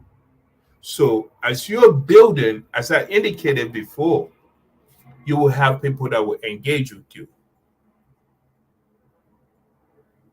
There's nothing that you cannot do. So for me to sit here, ladies and gentlemen, and for me to tell you that we now have the newspapers, the magazines, the virtual stages, the live stages, the televisions, the film production companies, the distribution film companies. It was work. No one is going to enjoy the fruit of your labor more than you. But other people will benefit from the fruit of your labor. And that is the objective of an entrepreneur. Does that make sense? Now, I know many of us are going through so many obstacles in life. Without a doubt. Anyone that said that they're not facing an obstacle, they have lied to you and they're deceiving themselves. But you know what you're going through. You know what you face on a day-to-day basis. What you went through yesterday, you're not going to go through it today. You might go through something similar, but it's not going to be the same. Same thing as business. Every day brings its own obstacles. You're not going to go to your office and say today's going to be a smooth day. You might go to the office and have about 110 emails, and you don't even know where to start. But prioritize. Have your team. Have your team meetings. When you're starting out, have a daily team meeting with your team. Then have a weekly meeting. Then have a bi-weekly meeting. But keep it bi-weekly. Never go on without having a team meeting, because you know what you put into your business. You know the labor, the hard work, the sleepless nights that you invested into your business. You need to understand what each department of your business, each puzzle that is being put into your business, how did it fit in? You need to understand the basis of that piece being there. Even though it makes sense, you yourself need to go and analyze it. When I started my business, even some people sending emails, I would tell them to CC me, copy me in the email so I can read it. I didn't need to read it. I trust my team. But again, you need to understand everything that is going in your business. Let me tell you another story. When people come to my office, sometimes I'm the type that give them a cup of tea, a cup of coffee, water. And my secretary will be sitting there, and I'll say, who are you here to see? They'll say, oh, we're here to see Mr. Camara. I would say, well, let me get you a cup of tea, a cup of coffee, or whatever it is. And please follow me to the office. And whenever they see me go behind that desk, they look at me like, but you are the guy out there sweeping the floor. You are the guy that got me the cup of coffee. You're Mr. Camara? Yeah, because as a CEO, as an owner, you have to be able to be a part of the team. Don't let that title overtake who you are. Be humane. And as a leader, let your team always see you being a part of whatever it is that they're doing. You understand them. Say hi to the janitor. Let them, ask them, how's your son or your daughter? That is the mentality of a CEO. Grant. Yes, sir. It's a pleasure seeing you again. Oh, man, pleasure's all mine. Really enjoyed your talk from the beginning to the end. There's a lot of inspiration there, knowledge, wisdom. I really appreciate you sharing your story. So many people need to hear this so they can move forward in their own lives and not let circumstance stand in the way. Indeed. Grant, when people found out that the federal government was after me, they started saying, oh, he's going to die in jail. He's going to jail for life. But the thing is that you are who you are. Own up to your responsibilities. You understand? Yeah. But at the end of the day, understand that there is still hope. Oh. So me transitioning from who I was to building these businesses and doing shows with people like Wu-Tang, Neo, and now being in the UK speaking at the parliament, it's anybody can achieve anything that they put their mind to. Yep. You have to have the right mindset.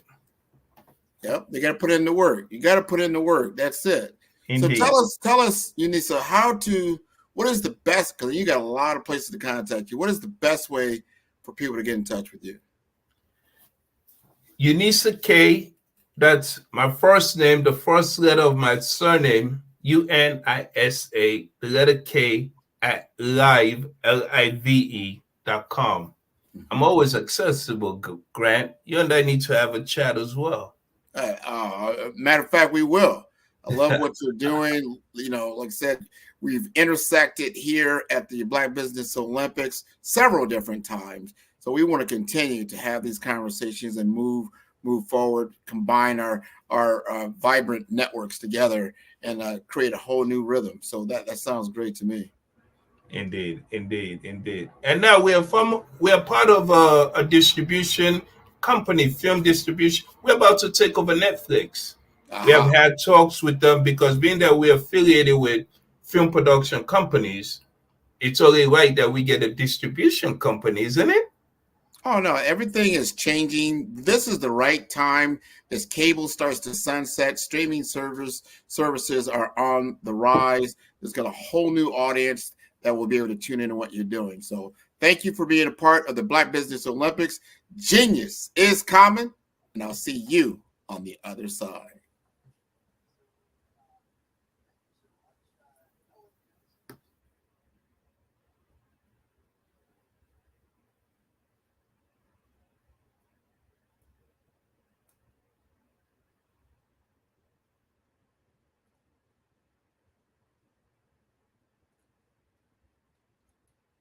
All right. The Black Business Network. We're going to talk about the mission and what we're doing.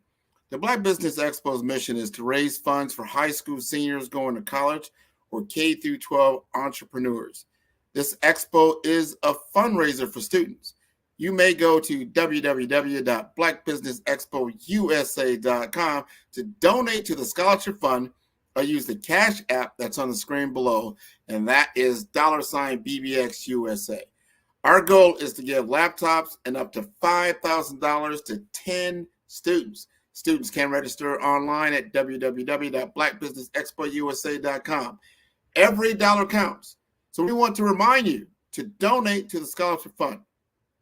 We want to thank our Black Business Expo USA sponsors for August 2023, NC100, Moody Capital Partners, Suede Soul, Lotus Rocher Coaching and Training, Carolina, Virginia Minority Supplier Development Council, Step Management, BHS and Associates, Margie McLean Foundation, Genius is Common, Earth Essentials, Milani Shani Global, Executive Women Success Institute, The Quality Coaching Company, Superwoman Business Services, Creative Force Studios, Lee Entertainment, Artistic App Design, Black Business Expo USA.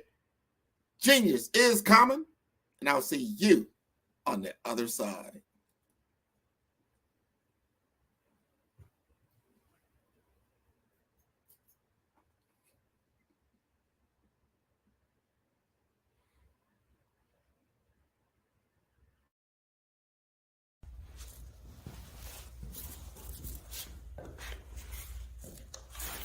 How you doing?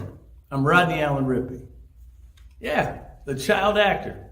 Well, now, leading man. Some of you might remember back in the day, the Harlem Globetrotters popcorn machine. Remember that? Well, it was a Saturday morning special that would come on, and I was there with Geese and Tex and Meadowlark Lemon. Remember the show? Well, I had a great time. And I have to say a huge, huge thank you to all my fans out there. Thank you for all the years of support. I went on from the entertainment industry. I started getting into producing and directing. And now, hey, here I am. I'm a studio executive here in Burbank, California at 2526 Studios. I have to say, it's been pretty good, but the best is yet to come. Please stay encouraged. Keep reaching for your dreams and never forget that genius is common. Remember that. Genius is common. No matter what anyone says to you, no matter how tough the road may get, keep striving. Keep reaching for your dreams. And always know that You are worth it. Everything that you put into yourself, everything good that you pour into your life, you are worth it. And when the times get tough, when things don't go exactly right, it's okay. Dust your shoulders off. Stand up strong. And remember, genius is common.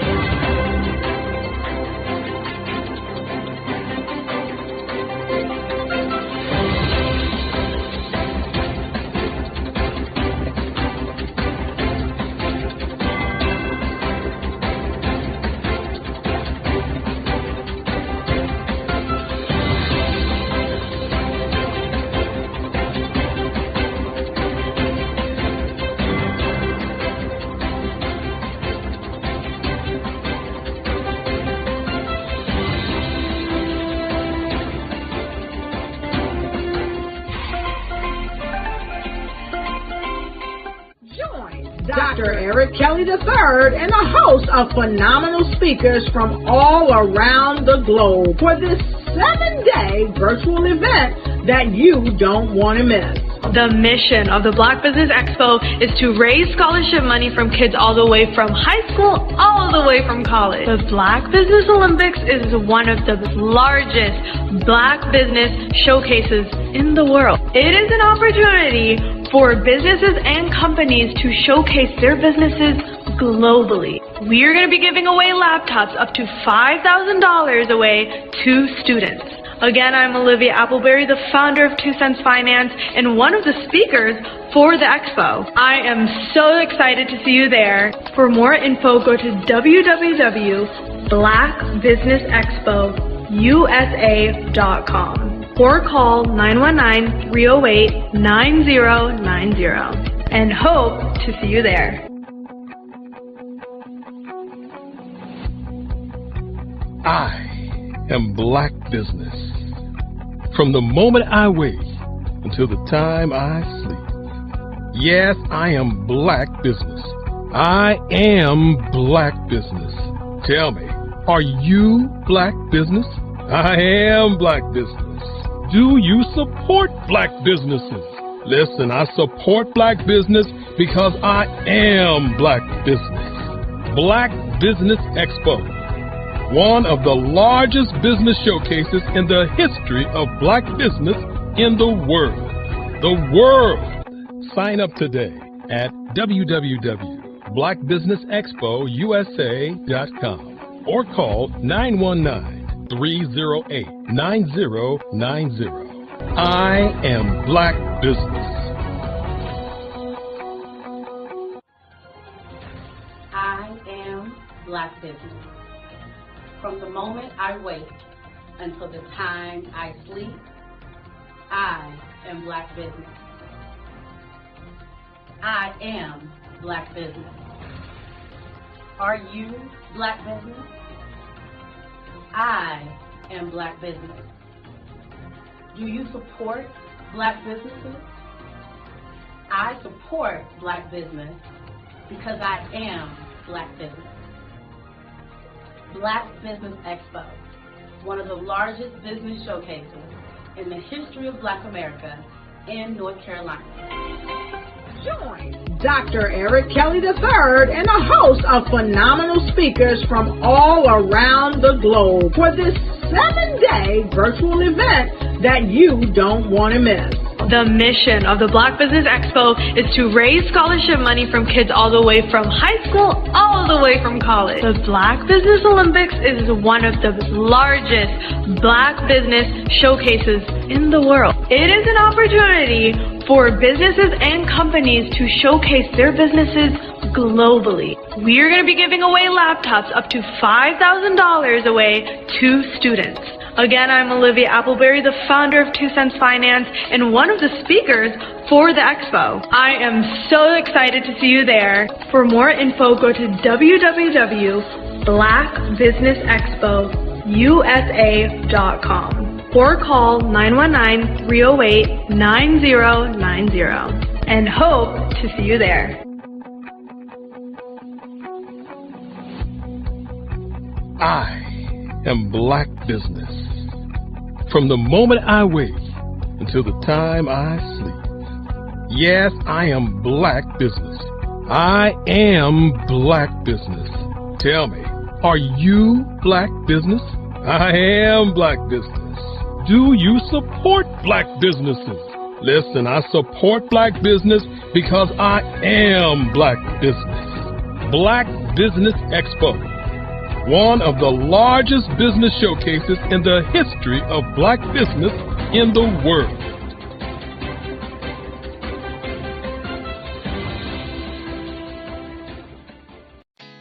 Did you know women represent just 3% of Fortune 500 CEOs and less than 15% of corporate executives at top companies worldwide?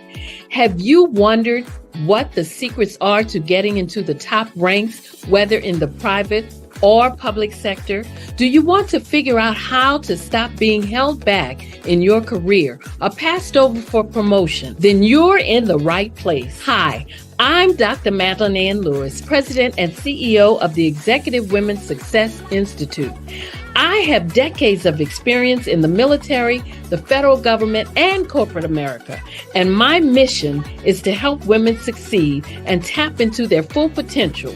I want to reach 1 million plus women around the world to become the leaders they are meant to be. So if you want to move into a management or executive level position, or maybe you are a female veteran transitioning out of the military into business entrepreneurship, then reach out to the Executive Women's Success Institute at 301-693-3284. Let us get you on the fast track to success.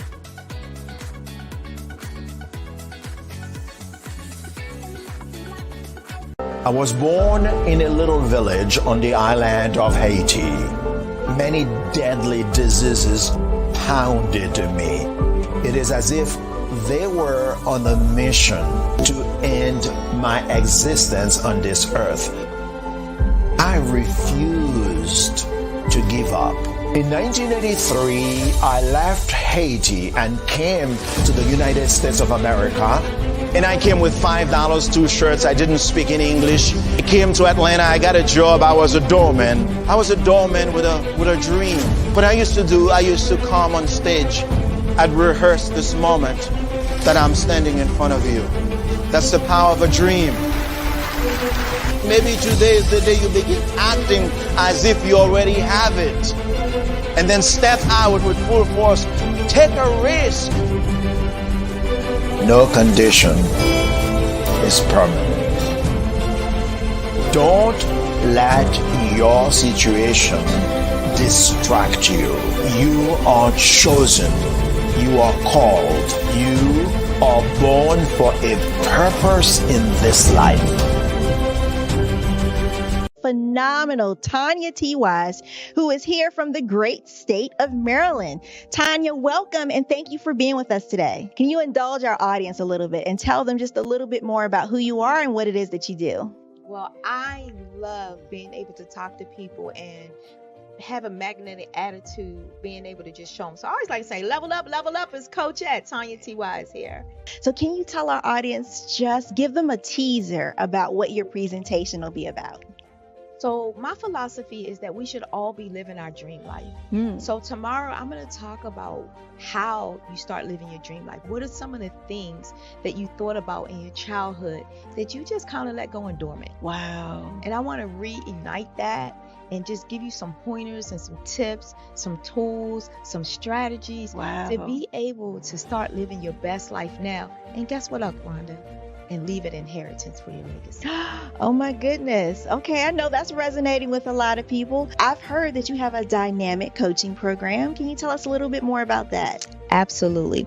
So our coaching program help people that have the lack of time, that lack strategies, and lack the confidence to go after their dream life. So we help them implement tools, we help them implement strategies, as well as give them resources so that they can live their best life now and leave that inheritance. Wow. Oh, I love that. I love the leave the inheritance part.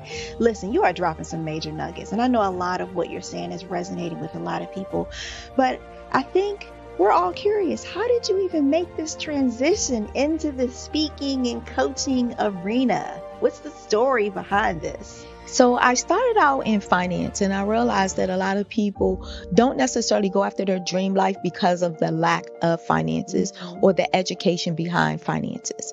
But it wasn't until I lost my firstborn, my only son, that life changed for me. And where I was going after it all, living the corporate life, hit my 6-figure income and living in my dream house with my dream man, driving my dream car. I nearly lost it all when I lost my son. And so I realized it only takes one financial catastrophe that can change your entire life. That's what made me start All New Beginnings. Because no matter what's going on in life, there's a new beginning. And because of that, we develop a program called Wise Minded. My little slogan is, don't just dream it, let's live it. If they want to connect with you or work with you, what is the best ways for them to be able to do that? Well, for my social media guru, you can connect with me on every single social media platform as Tanya T. Wise.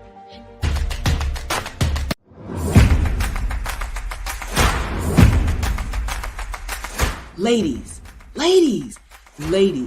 if you're a person who continually pours out, you won't want to miss this upcoming event. October 13, 14, and 15 at the Holiday Inn and Suites in Ocean City, Maryland, where we have a power-packed lineup of ladies who are going to pour into you.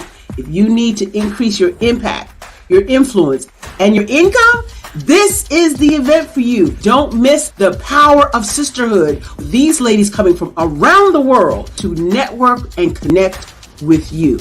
Don't miss it. How do you get the information? Glad you asked. Go to barbarahsmith.com and click the link. All the details there. Don't miss Sisters Inspire Sisters to Advance, October 13, 14, 15 at the beautiful Holiday Inn and Suites in Ocean City, Maryland. What you know and I know together can change the world. I want to see you there. I'm Ramon Ray, founder of Smart Hustle Magazine and smallbiztechnology.com.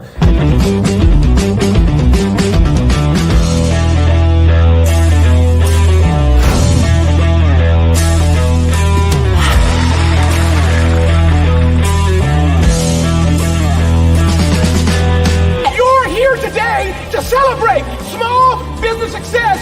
Stand up on your feet. You rocked the house. It was amazing. Didn't we learn? For me, success comes from failure. One thing not to do is shake somebody's hand like this.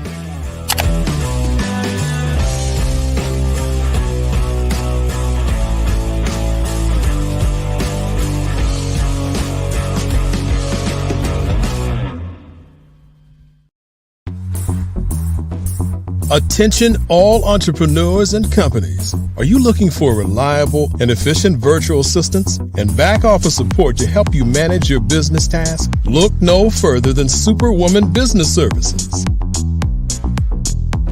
Our team of virtual assistants provides a full range of administrative support services, including operations management, social media marketing, and much more. We also offer website design services to help you create a professional online presence that reflects your unique brand.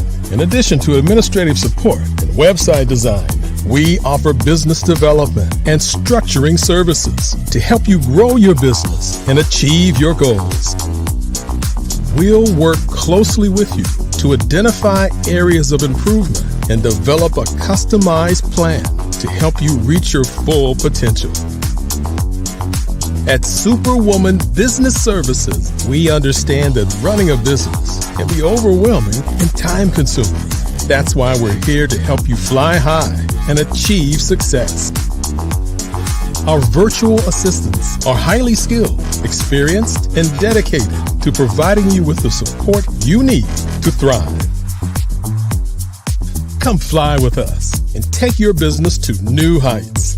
Let us help you become the superhero entrepreneur you are meant to be.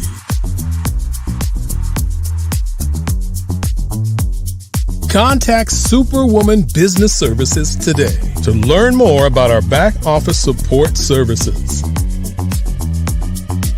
Come fly with us and take your business to new heights. I am Black Business. From the moment I wake until the time I sleep, I am Black Business. I am Black Business. Are you Black Business? I am Black Business. Do you support Black businesses? I support Black business because I am Black Business. Black Business Expo, one of the largest business showcases in the history of Black business in the world. Sign up today at www.blackbusinessexpousa.com or call 919-308-9090. I am Black Business. Hello, everyone. Good evening. Business owners, entrepreneurs, thought leaders, and corporations. Welcome to the Black Business Network. My name is Grant McGaw. I am the CEO of 5-Star BDM, and I am your business moderator for this evening on the Black Business Network. The Black Business Network is a 24-hour business network showcasing Black businesses, business owners, entrepreneurs, and thought leaders worldwide. We have speakers from North Carolina, London, Singapore, Africa, Japan, and cities all over the United States. The Black Business Network is a global community sharing its business knowledge to empower, inspire, and educate businesses about business. Today, let me introduce a voice many have unknowingly heard, Mark Neely. From the Midwest, where he once announced radio shows, Mark transitioned from corporate sales and marketing into his true passion. He was trained by Elaine Clark in San Francisco, and now he is based in Los Angeles. He's a relentless talent, auditioning for diverse roles from on-screen to voiceovers, including Super Bowl commercials. Beyond performances, he also is a force in show development and production, represented by CESD and the talent behind MarkNeelyMedia.com. Mark's ethos is clear: love for his work and respect for his collaborations. Let's celebrate the journey and dedication of Mark Neely. Grant McGaw, I know you. I know you from somewhere. You look familiar. You really do. Let me check my notes, man. Ted, thank you for all that. Thank you for that introduction, man. How are you? Man, every time I hear your voice, you are the voice of my commercials. You're the voice of the Black Business Olympics. Man. You are a wonderful, wonderful talent. I am just so glad to hear you. I'm going to have to give a refund to Eric Kelly, man. I heard my voice 3, 4, 5 times in the last 10 minutes. I said, man, who is that? That's me. Okay, all right, cool. Keep playing it. I'm just proud to be part of this in that way, and to connect with so many great personalities and businesses, to be able to promote them in a way I think I hope helps. And that's the whole thing, telling your story the right way. So if you're happy, let's count those dollars after people listen. So all of that and then some. So we're going to allow you to tell your story right now for our audience, because this is captivating, and I want you to continue to do what you're doing. Genius is common, and I'll see you on the other side. Fantastic. Good deal. Good afternoon, everybody. I'm hoping we get my guest. I called an audible about an hour ago, and I was going to talk about some of the things just to getting into voiceover, and then some corporate things about how your voice should be profitable, and just working on what takes place and how you do it. And I was going to focus on audiobooks, but I I called her audible. I see her in the green. She's there in the studio.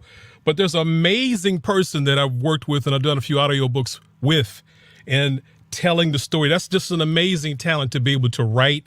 And then if she allows other people like myself to tell the story so that you can buy it and listen to it, that's who I want to be able to speak with. And we can talk about the art of business too. I mean, to be able to do what we do is not just a brick and mortar work. So many of the people that are here that you listen to, and there's so many. I'm listening. A few minutes ago, I saw Rodney and Alan Rippey. What? I'm calling him Monday. I'm going to get older, but that's amazing to see so many great people. You can just sit here and just be amazed, your mouth open. Wow, listen to her, listen to him.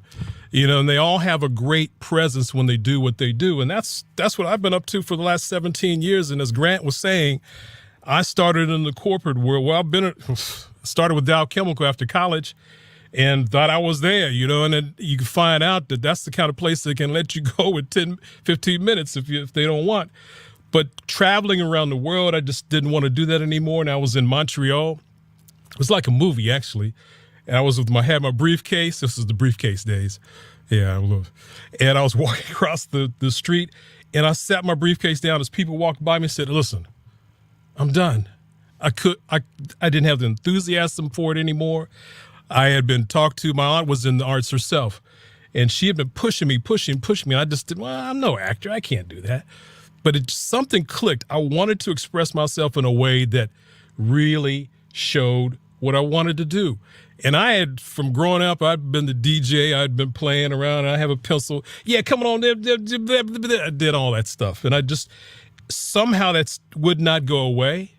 And I'm happy it didn't. But I still thought, okay, I was one of the first people to graduate from my family in college. And I thought that was the proper way to go. This is the 70s and 80s. You just, okay, we're lucky to do this. A corporation will hire us. Let's go do that. And it just clicked to me that, no, there's something more. There's something more. And took a class in San Francisco, like Grant said, a lady named Elaine Clark in San Francisco, $25 class. Went in, and I got on the mic and read the script, and, hi, everybody, come buy this. And it just, just that inch step, it just made a little bit of a tension, but something clicked. And this is it. This is what I want to do. And 16 years later, here I am in my own home. This is my studio. I work here at home, and all the things I do from here go around the world. And a lot of it is based on positive messages I have in front of me. My latest goal right now is you see this auditorium. My next goal is to be the Oscar announcer. Coming up, the 24th Academy Awards, that type of work. Live stage announcing is my most favorite thing that I do. So that's what I wanted to do. What I want to do from now on. But we have right in front of me now my Audible that I call, and she's here. And I want to, as Grant was here, I usually just get on the phone and act like, call up Grant, get a hold of Miss Morris, do this. And I was going to do that with Wahida. But I said, wait a minute, let me call her, because she can tell the story better than I can. And so she's here. She's here. So welcome. How are you? This is the first time we've actually seen each other and talked. We've been on the phone before. Lord, first time. That's the same thing was going through my mind. I'm like, wow, first time actually. We know each other, but we don't know. We have not talked like this and seen each. So it's great to meet you. Hug. Good to see you. High five, whatever. How are you? I'm fantastic. This is grinding just like you. We do what we do. Yeah. Well, I consider you to be a piano player in the sense that, or guitar player, that if you're playing one instrument, to me, it's a little bit different when you get on the piano. And I do what I do to create a story in 15 seconds or 30 seconds or whatever it might be. But to write a book, that's a whole nother level to me. So I wanted to get a chance to talk to you about how you do that. Maybe talk about your story, what's coming up for you next. I know we have some plans to do something, and audiobooks aren't part of my main focus, but I'd love the chance to do something like you do, because it's something that's that's us. It connects to our stories. And if you could talk about some of the things that brought you to being a writer, and then, we'll move on to some other things that I want to talk about in positive languages. But I'm so happy you're here to tell your story. They push you off the screen. Let's get you back up there. Maybe talk about what and how you started to be a writer and why you're doing it now. I always mess up your first name. I'll just say Miss Clark. Miss Clark, are you still there? Did they kick you off? You still there? No, she might have gotten kicked off. So if till she comes back, I want to just stress that this is just one of the places to work for me. Again, I do commercials. You've heard me. I am Black Business. You've heard plenty of that. But I do something every day in some way. I mean, this week it's ESPN. I've got something coming out. I'm doing playing a boot in one commercial. I'm going to be doing some things on Netflix. Actually doing some farm commercials. I mean, it's just a rapid things that come at me every day. But here she's back. She's back. So maybe talk about how you started and what you're doing and where to find what you do. But the writing of it and then the audio book part where I connect, we can talk about that too. But I would love for you to share your story and what it, when you put a pen to paper, which was back in the day, or fingers to type computer, what's that process been like? How'd you get started? How long have you been doing this? Well, actually, you're right. I started with pen to paper. I had my job that I was working for when I moved to Atlanta. I transferred from Jersey to Atlanta. The company that I got hired with was a bad company. I ended up being a top salesperson at the company, unbeknownst that the company was on the radar of. So one day I'm at work doing my job and they kick the doors down. They come in with the guns drawn and you know how they come in. And I kept hearing them say, "Where's the girl? You got the girl." And I'm like, what girl are they referring to? They were talking about me because, like I said, I was a top salesperson. And to make a long story short, I took the case to trial and we lost. And I was sentenced to 125 months in federal prison. So once I got in prison, after the first year, I said, oh my gosh, I got to do something. I got to make some money because I had called home to my niece. I said, okay, they moved me from the county jail and it's setting in with me that I'm going to be here. I'm not going anywhere. So I said, send me some money because it costs money to live in federal prison. You got to pay for your soap powder, to wash your clothes. You pay for everything. So I called home and said, send me some money. They said, Wahida, we'll see what we can do because you've lost everything. Actually, you lost your house. No one's here to run your businesses. They just repossess your cars. We are packing up your home right now and we're moving your children back up to New Jersey. So when I got off that phone call, I went back to my cell. I cried and I prayed because I said, I need my husband. He was locked up. I left 2 teenage daughters out there. I said, what am I going to do? So my job at the time was the librarian. And I was also the computer teacher at night. So one morning I'm in the library and I pick up a magazine. I think it was a Vibe or XXL. And it had an article in there about some young man who was in prison and he had written a book. His name was Shannon Holmes, called Be More Careful. And at the time I'm sitting in the library and I'm sitting there by myself and I'm looking at all the books on the bookshelves. And I'm like, wait a minute, this dude is in prison and he wrote a book. I said, I'm in prison. So while I'm looking at the books on the bookshelves, I start visualizing my name on the spines, Wahida Clark. And I said, I'm going to write me a book. And that's what made me start writing.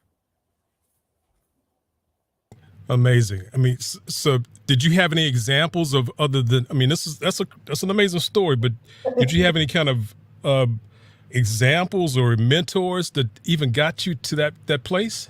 Let me tell you, I had never planned on writing a book. I didn't know I could write. I just knew Shannon Holmes did it and he was in prison. I said, I need to do it because I need money to support myself while I was in prison. I need money to send home to my kids, and I needed a nest egg when I got out of prison.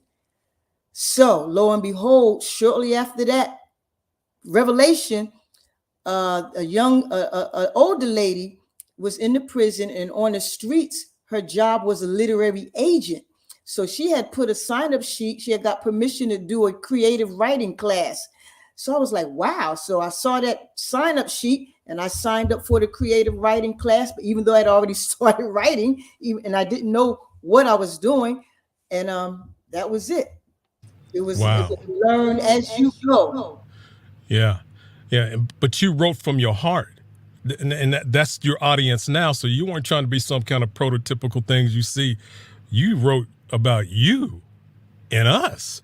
So how was that first received to be able to get? I mean, I really wanted you to talk about what your audience is like now and the Thug series, which is what you call. But how did that? Again, this is the story to get to this place. But how was it received to be able to get to a publisher? And now you have your own publishing situation. So again, that's a lot to get in. But when you found your audience, was it a trickle, or did all of a sudden people knocked you over for more?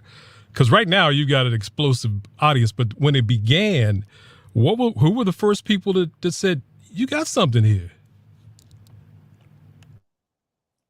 Okay, they had moved me out and I'm back. What was the question, sir? The question was about your audience. When you found that you had people that were really clinging to you, that you didn't know right away that you're going to get this massive audience, and now to this place where you're publishing and helping so many other, because you're not the only writer in your stable. I call you the Barry Gordy of books. You got a bunch of people that you support.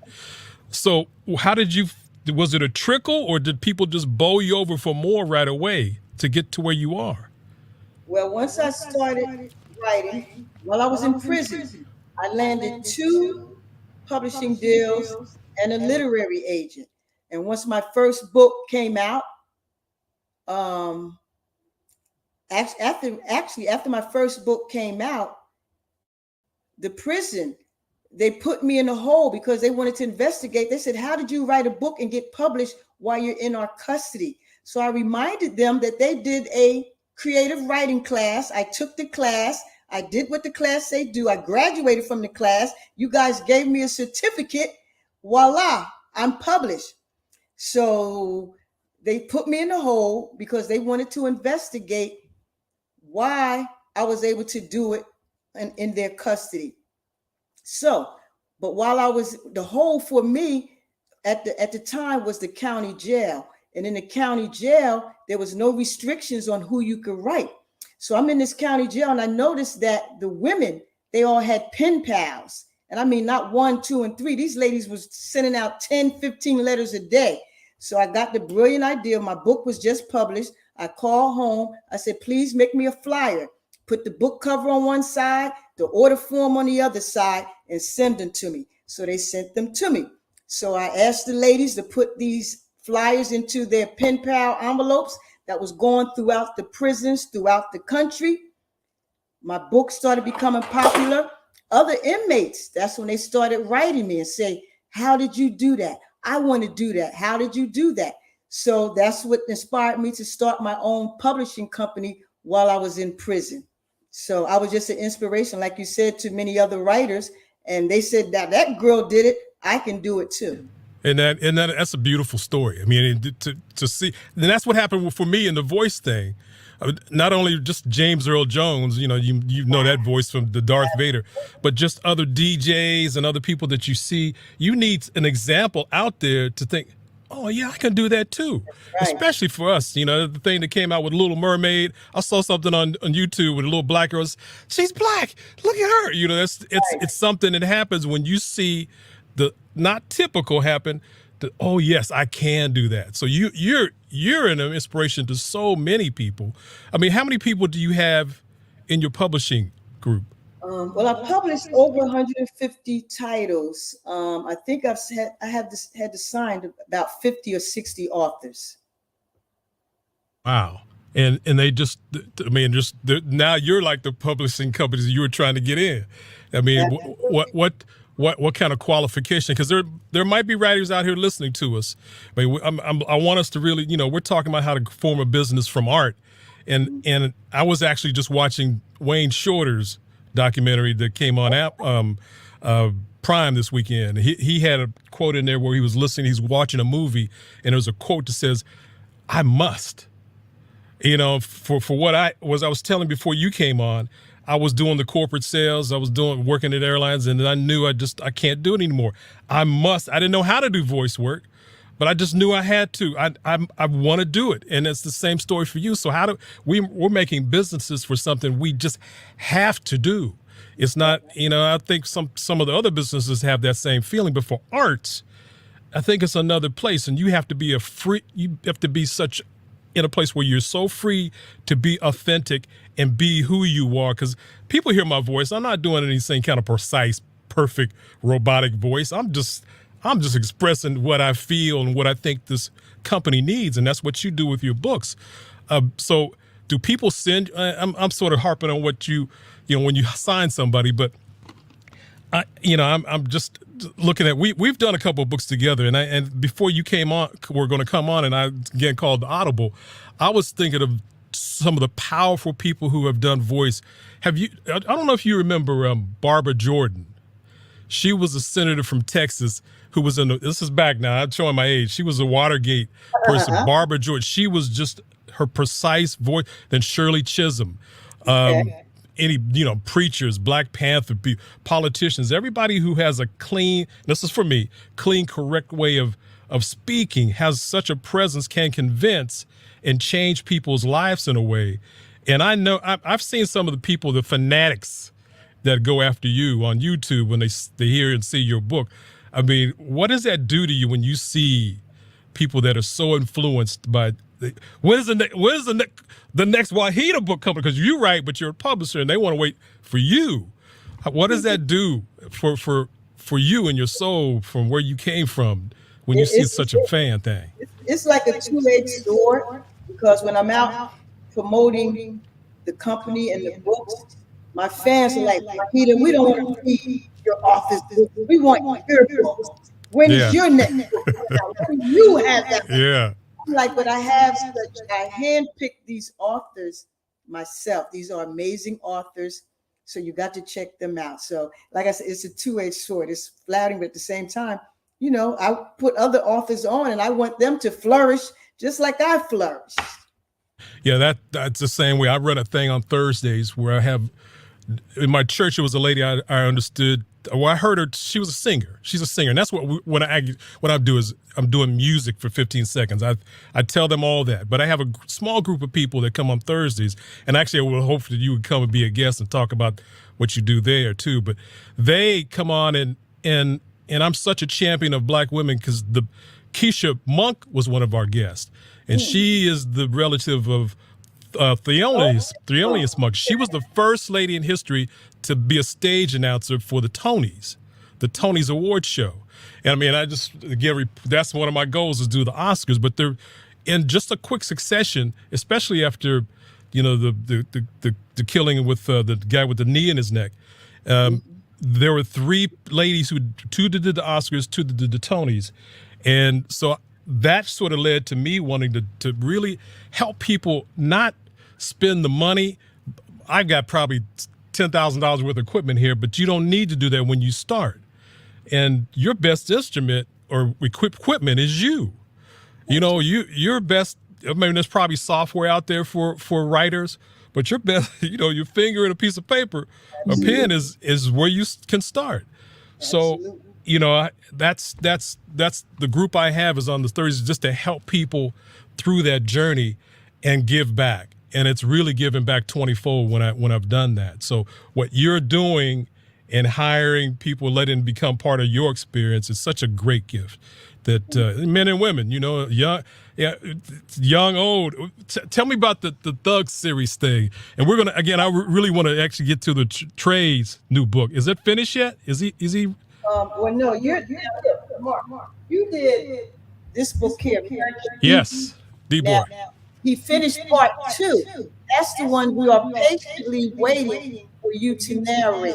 Okay. This is what we need you to do next, because you did such an awesome job on this one. The author himself, he was like, can we get Neely, who did the first one? I said, let me reach out to him. The last time I reached out to him, he was like too busy. I said, maybe he would. Oh, you see when I hit you up? I said, can you please?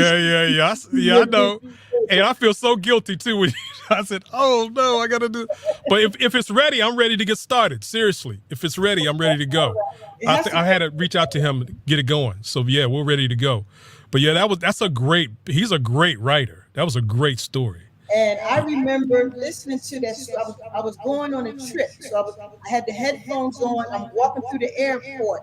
Have to go through. I didn't even want to stop because the story is that good and your narration was just spot on. So, and I told him, I said, oh my gosh, this book sounds so great. So excited about this book right here. And so that's again, I'm honored at anything. As you saw, Grant was here, did a thing for him, and Miss Morris. Anybody who says, yeah, go for it, it still amazes me in a lot of ways, because I'm just being me, but it is over all this time. Like how long have you been a writer? What's the 2002? See, 20 years. I'm 16, 17, and it can take. We're doing things before, but I know I'm even better than yes. And I remember I've heard a little bit of D-Boy, but I know I can do it better. So I'm here, I could have done that word better. Every word is precious to me. I know every word you write every paragraph is precious. You want to do it the best way you can. And I think that's the secret on the art side. Dr. Kelly, he's an art, he paints.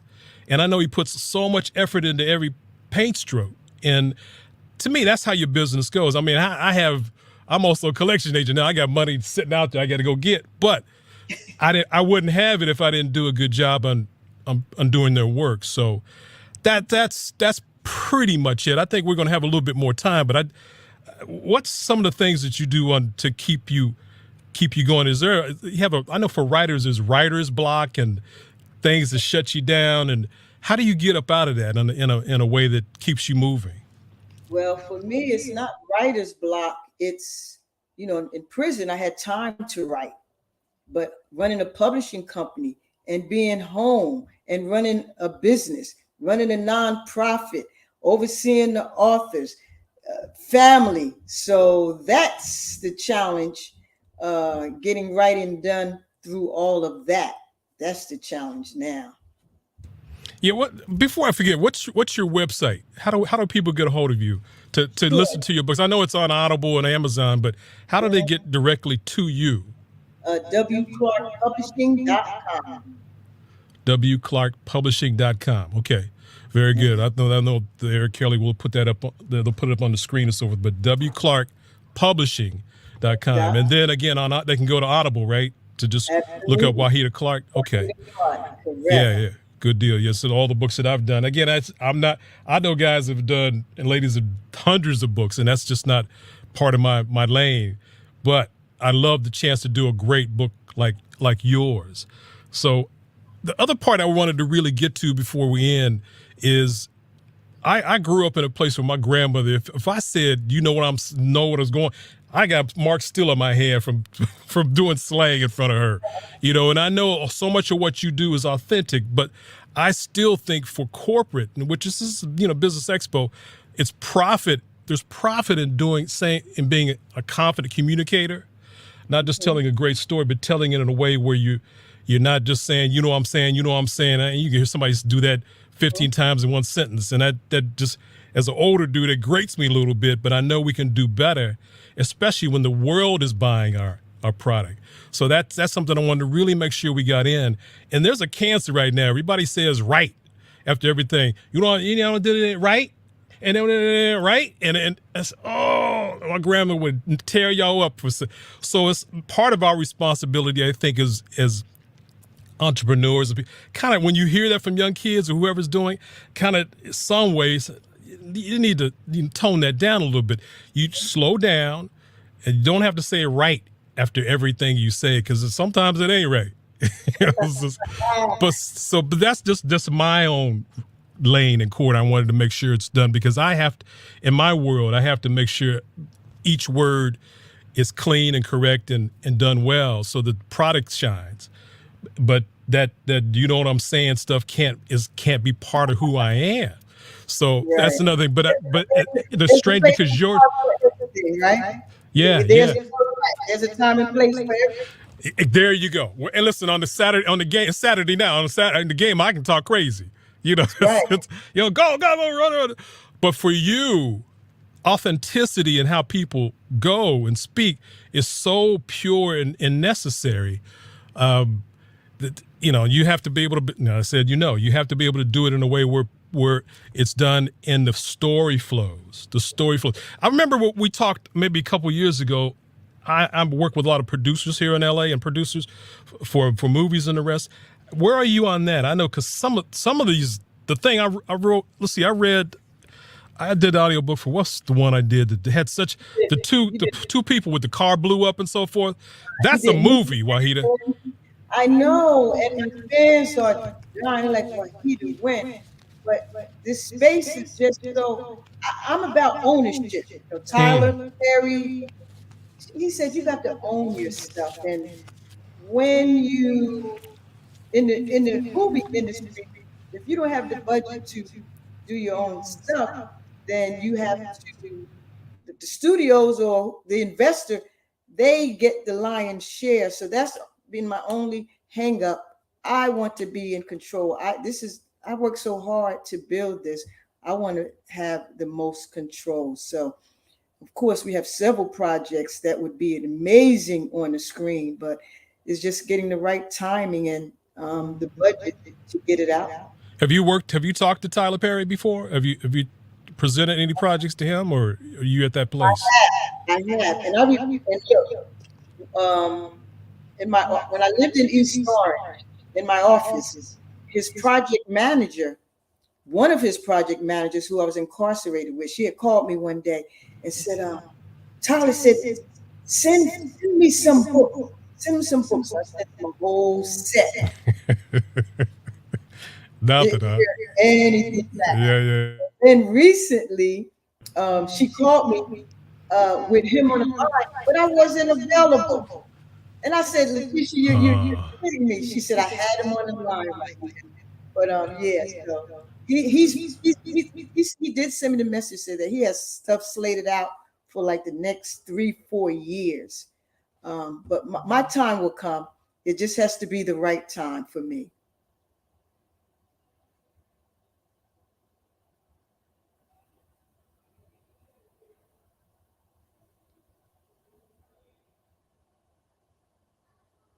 Mark, I think we lost you.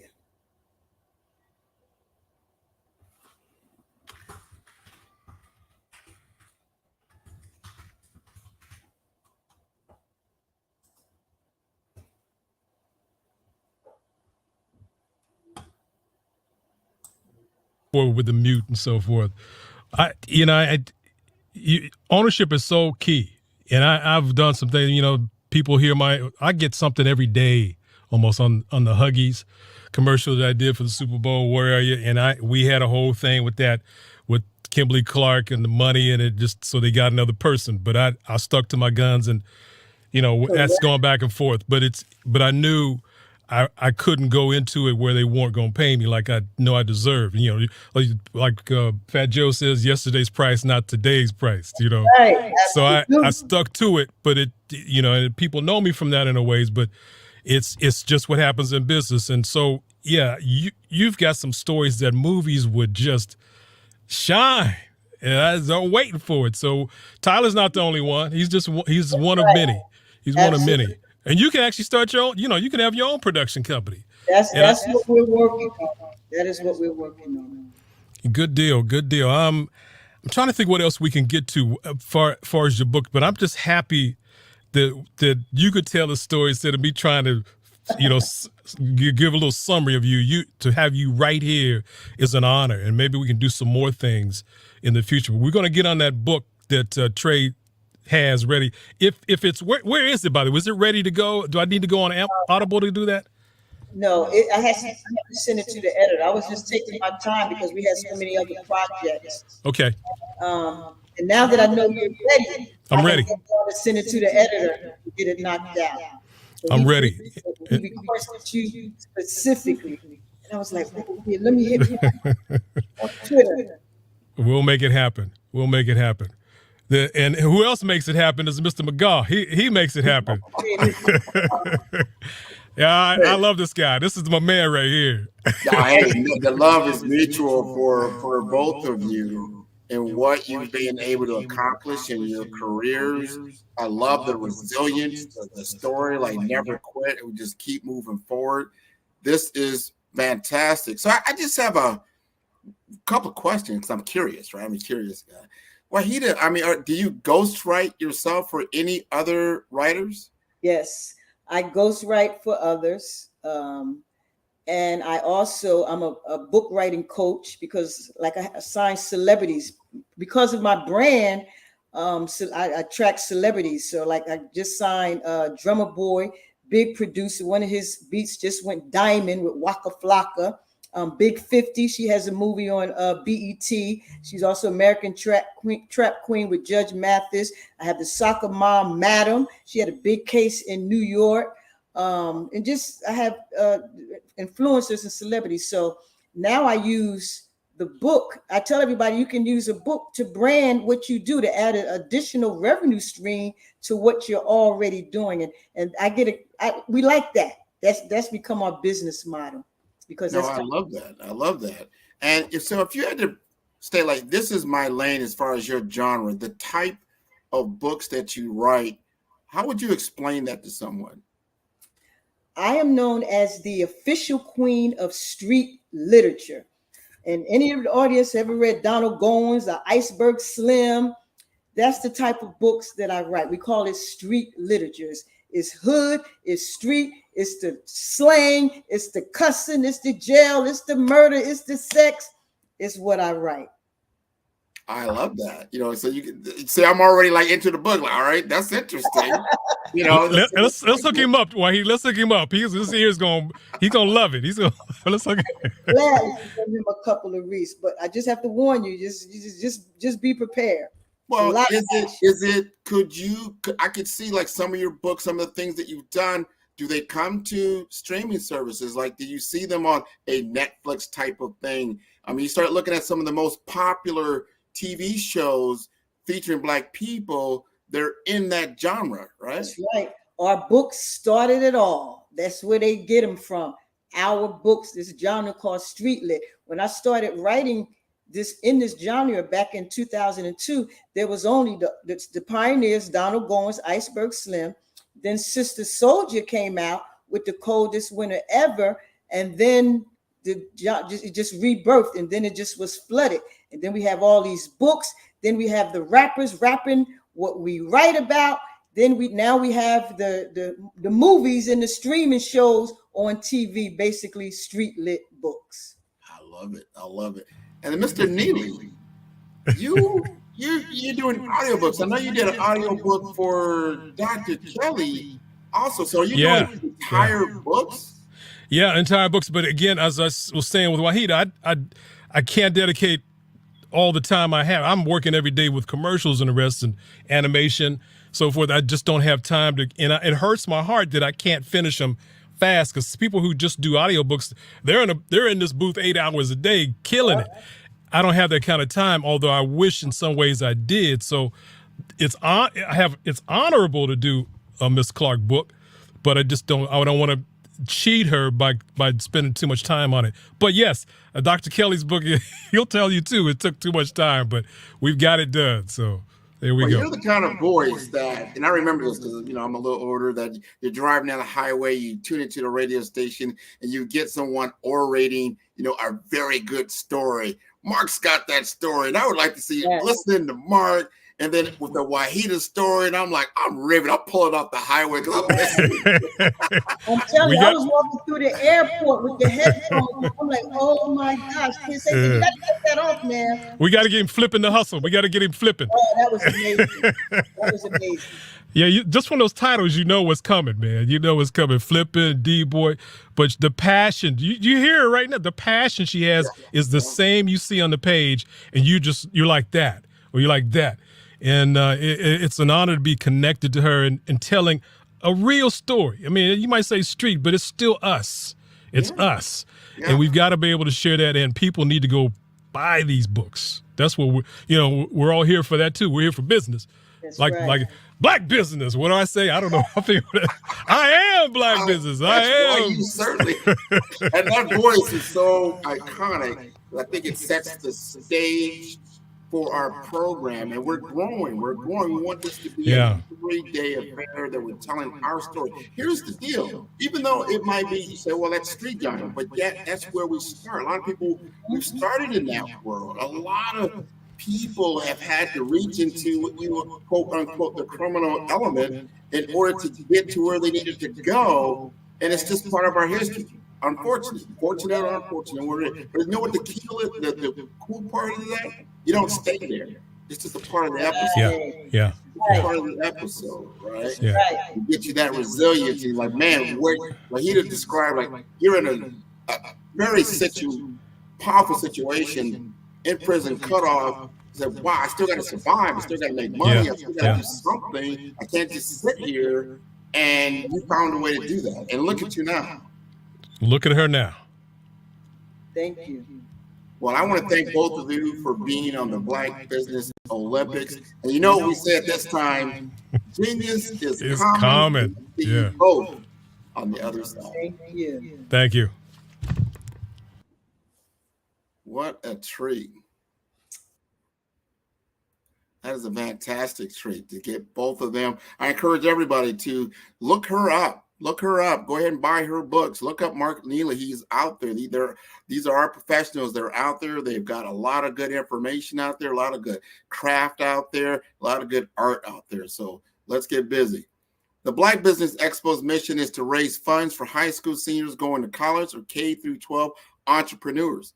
This expo is a fundraiser for students. And you may go to www.blackbusinessexpousa.com to donate to the scholarship fund, or use the Cash App that's on the screen below. That's $BBXUSA. Our goal is to give laptops and up to $5,000 to 10 students. Students can register online at www.blackbusinessexpousa.com. Every dollar counts, so we want to remind you to donate to the scholarship fund. We want to thank our Black Business Expo USA sponsors for August 2023, NC100, Moody Capital Partners, Suede Soul, Lotus for Shade Coaching and Training, Carolina, Virginia Minority Supplier Development Council, Step Management, BHS and Associates, Margie McLean Foundation, Genius is Common, Earth Essentials, Milani Shani Global, Executive Women's Success Institute, the Quality Coaching Company, Superwoman Business Services, Creative Force Studios, Lee Entertainment, Artistic App Design, Black Business Expo USA. Genius is common, and I'll see you on the other side.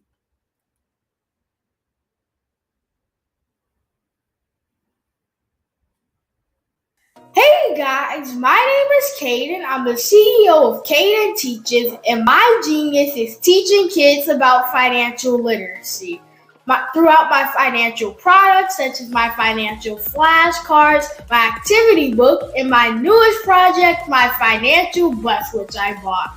And on the bus, it has a mock bank where kids will learn how to deposit and withdraw money, a mock grocery store where kids will be able to learn how to have a family budget, and a mock stock exchange where kids will even be able to learn how to invest in stocks.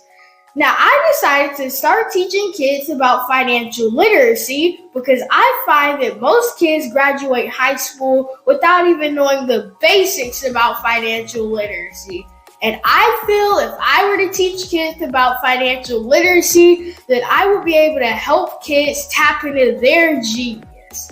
And I actually learned about financial literacy to my dad because I would go to business meetings with him and I would always see that they were talking about financial literacy. And at that point, I didn't understand what financial literacy was. So I took it upon myself to learn about financial literacy and teach it to kids in a way that they could understand. But I want you guys to help me help kids tap into their genius by going to my website, cadenteaches.com, and you can sew into me in my financial bust by going to my GoFundMe link. And remember, if Caden can, you can too, because genius is common.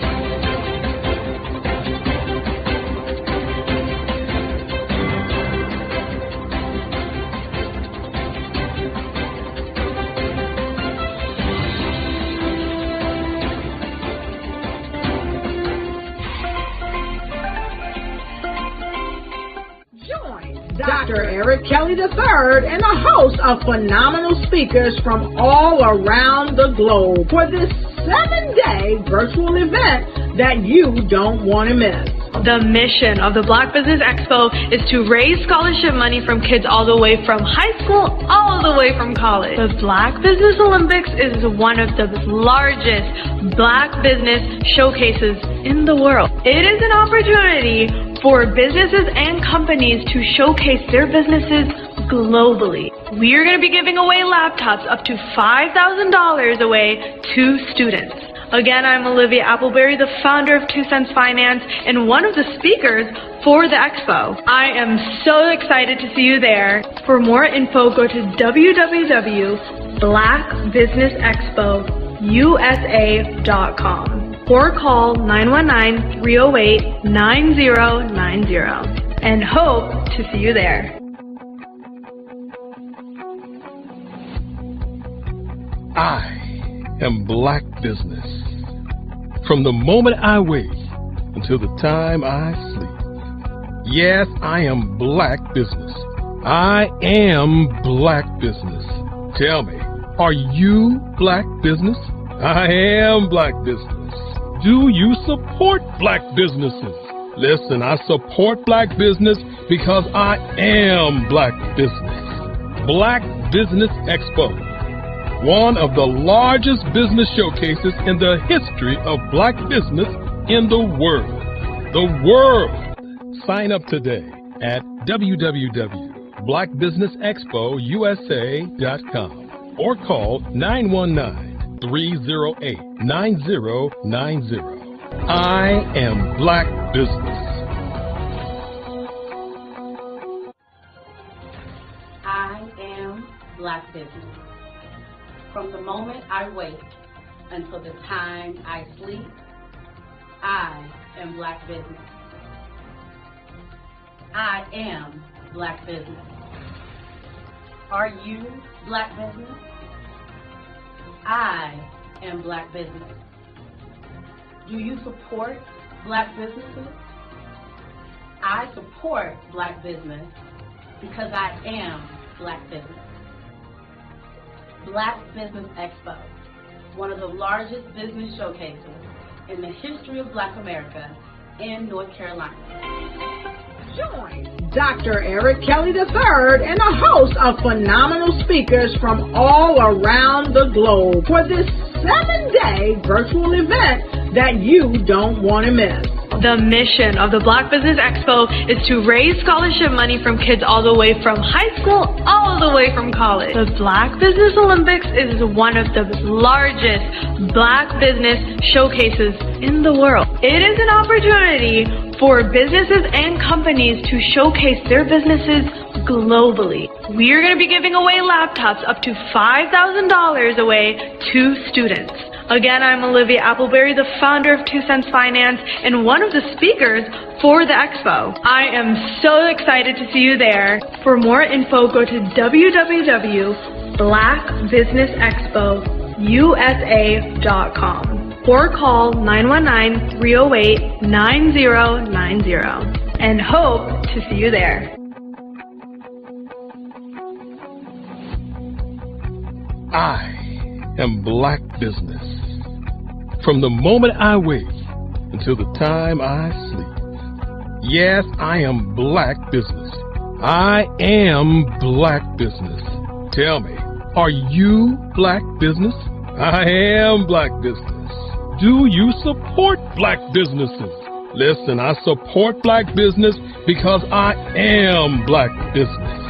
Black Business Expo, one of the largest business showcases in the history of Black business in the world.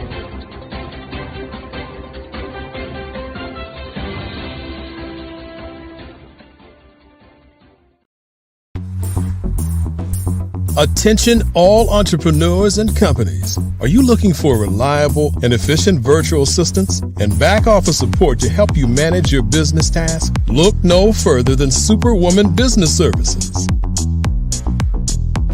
Our team of virtual assistants provides a full range of administrative support services, including operations management, social media marketing, and much more. We also offer website design services to help you create a professional online presence that reflects your unique brand. In addition to administrative support and website design, we offer business development and structuring services to help you grow your business and achieve your goals. We'll work closely with you to identify areas of improvement and develop a customized plan to help you reach your full potential. At Superwoman Business Services, we understand that running a business can be overwhelming and time-consuming. That's why we're here to help you fly high and achieve success. Our virtual assistants are highly skilled, experienced, and dedicated to providing you with the support you need to thrive. Come fly with us and take your business to new heights. Let us help you become the superhero entrepreneur you are meant to be.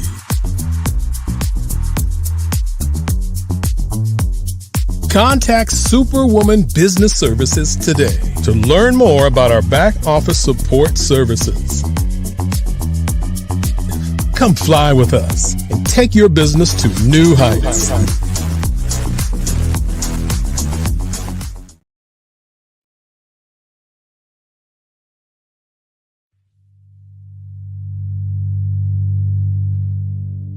So what we have to do is when we get in the spot, we need to create some spots for us.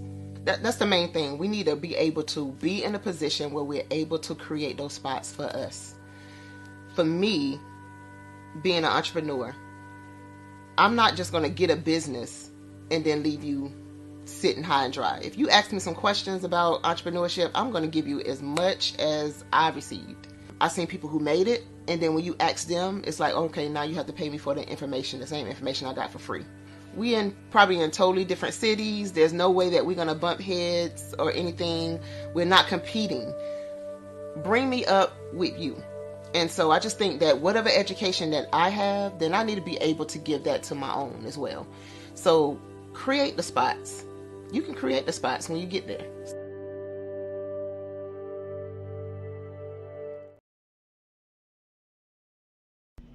Why do I do what I do?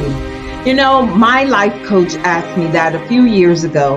And she said, Tony, what's your why? And I told her, and she said, girl, you've already accomplished that. Perhaps you need a new why. Hi, Tony Harris, Amy Hoydu with Say It Said Marketing, one of your students.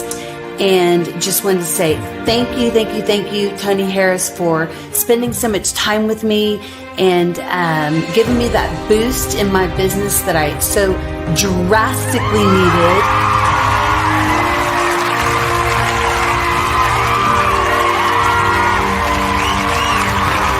My why is to touch, move, and inspire my clients to take drastic steps to be better than they were before they met me. I'm a resource. I'm a connector. I want to help people build deeper relationships that are beneficial to their life and business. That's what I do best. So, first thing you got to do is show up. And speaking is a way to magnetically attract your ideal client to you. How many of you use social media that way? Absolutely, and this is how you look to the world. Drastic steps are the steps that are needed to be successful. And my business is drastic denotes a mindset. Getting out of your comfort zone. Doing something that you don't necessarily feel comfortable doing. I get the most satisfaction when I see my connections flourishing. And Network in Action Northeast Houston with Tony Harris Taylor is one of the best organizations that I've joined. I love that piece of what I do, and it is what fuels my fire.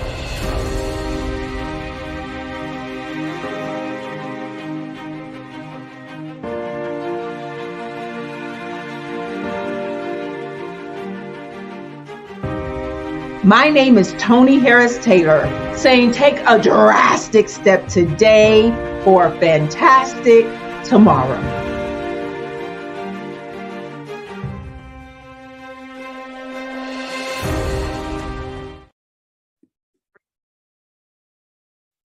Hello, I'm Dr. Madeline Ann Lewis, President and CEO of the Executive Women's Success Institute.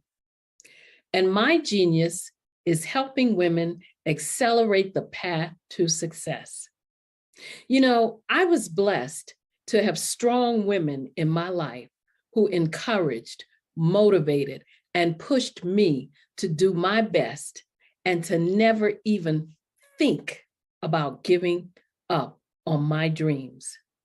So I say to women, we must show up to rise up. We have talents and potential, but who will see them if we don't speak up and get noticed? I know that women are a tremendous resource on this planet, and there is nothing more fulfilling than helping a woman tap into her full potential. I do this because I want to be a part of helping as many women as I can to show up, to rise up. I do this because genius is common. I am from Washington, D.C., but I was raised in Durham, North Carolina. I came to Durham when I was about 5 or 6, and then I travel back and forth to D.C. because it's where my people are from. One of the unique things about my family is my mother, she's also an artist. She does quilting, and she does a lot of artistic things. And then my son, he draws with both hands, his right hand and his left hand like I do. So that's kind of a family trait. And then my other son, he's a videographer, and my daughter, she works, she's a regional vice president for Sunglasses. When you start out drawing and sketching, you want to continue to explore, you know, each avenue. I do pastels, I do pen and ink, I do painting, I do acrylics. I haven't done oils yet, but I try to do all facets of art. What I say to a lot of times to people is, you know, you can't put yourself in a box when you're an artist. You have to explore. And over the course of my life, I've tried to explore different mediums. I also do sculpture as well. I choose my subjects by the intensity that they have in their faces, or the intensity that somebody is moving, because I do more than portrait. portrait drawings. I also do I do abstract, and then I do figurative drawing also. Well, what happened in this particular show is that I started out trying to come up with something that would be a little bit different than what everybody else is doing. So I was working on a Barack Obama show, and they wanted me to do some paintings of Barack. And so what I did was, because of the deadlines, I kind of did it kind of fast. And then I realized when I was doing it fast, I enjoyed it. And so then I started doing other pieces the same way, and I started to enjoy those pieces also. And so I came up with this particular style, and it's a style of lines and colors. And what's interesting is that when I was in college, I did a show called Lines, Colors, and I talked about the boldness of the blacks, the hotness of the whites, and this is how this has come about, later on in my life. And the colors comes from a lot of the entertainers that I work with, where they wear different colors. They don't wear, your plain reds or your whites. They wear different colors, and so that's also another piece of what's giving me the colors. The subtitle of this show is Faces That Speak Life. That's real critical. Faces that speak life. Each one of these pieces is a life source and a life energy that's being put on display for people that are looking at it. I always say in terms of my art, it's not important that I draw them. It's important what you get out of what I draw. I don't try to just draw it because you like it. People wanted me to do prints. I didn't do prints. People asked me to do different people, but the people that I choose are people that make a difference in the lives of people in the world. So the human landscape idea was, again, as I say, the lines represent your emotions, it represents your ideas, and it represents your journey as a human being. And that's why you get the different pieces and the different looks. And as you notice, I try not to do one look that looks alike another look. And that's what's the most important part of this show. Artist to me is a creative expression of something from nothing. It explodes onto the canvas, or it explodes on in my work. One of the things that I try to do more than anything is I try to just give the lines and the movements and emotions and expressions into what I do. Art really means to me a chance to express how I feel deep down inside.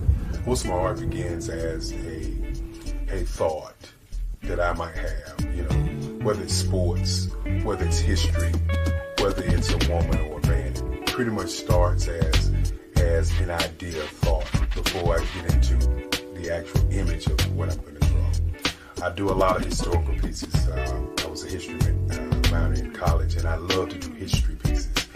And a lot of times I'm thinking about history, and then I try to make that history impact you as you look at it. That's one of the reasons that I do pictures so large. People ask me, why do I do pictures so big? And I tell them, I want the piece to impact them as they're looking at it, to kind of dominate their space.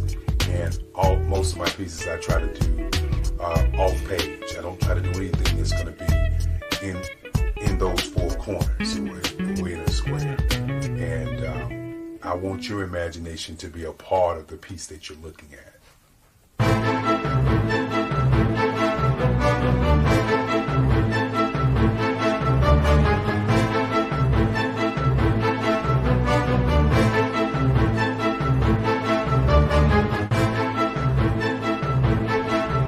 The way I feel when I'm drawing, when I'm creating something, is I feel free. I feel like there's an anticipation of something that's going to come. I try not to draw first. I try to draw second. And what I mean by that is I try to allow myself to kind of get into the piece and just relax. Sometimes I miss time. I'll draw 2-3 hours, sometimes 4 hours. And while I'm drawing, it's just a free. I just feel free. I mean, I feel like time stands still.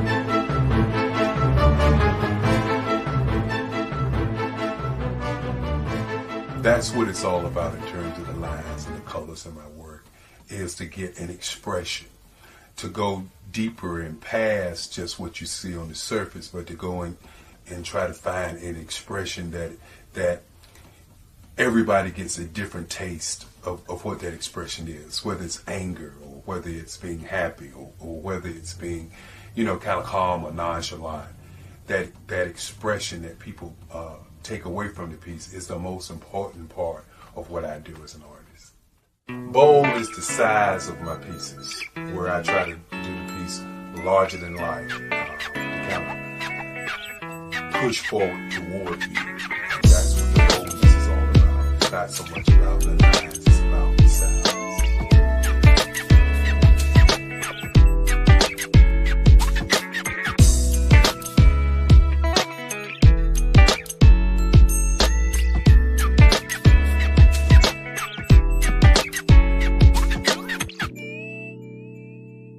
The Face of Change art show is inspired by my mother, but more importantly, it's a historical moment in time as the pieces depict different emotions and expressions of Barack Obama. The 44th president is indicative of the 44 pieces of art that I have done in this particular collection. When you begin to think about expressions and portraits, this is a portrait gallery of expressions of what transpired as Barack Obama ran for office. Some of the pictures are abstract and some are expressionistic. And I combine both of those forms of art to create this collection of art pieces.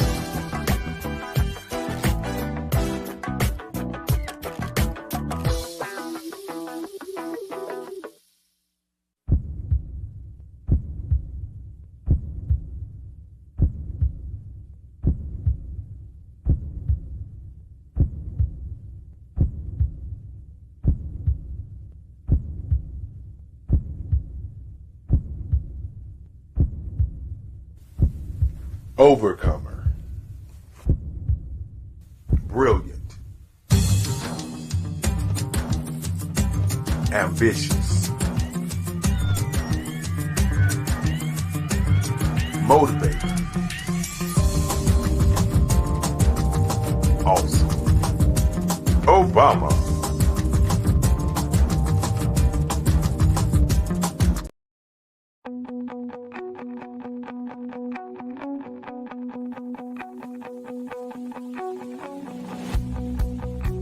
I am Black Business.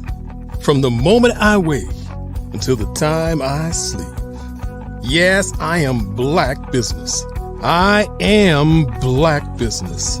Tell me, are you Black Business? I am Black Business. Do you support Black businesses? Listen, I support Black business because I am Black Business. Black Business Expo, one of the largest business showcases in the history of Black business in the world. The world! Sign up today at www.blackbusinessexpousa.com or call 919-308-9090. I am Black Business.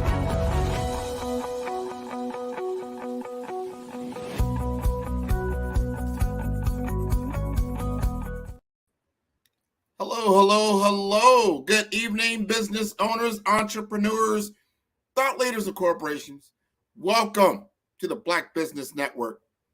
My name is Grant McGaw, CEO of 5-Star BDM, and I am your business moderator for this evening on the Black Business Network.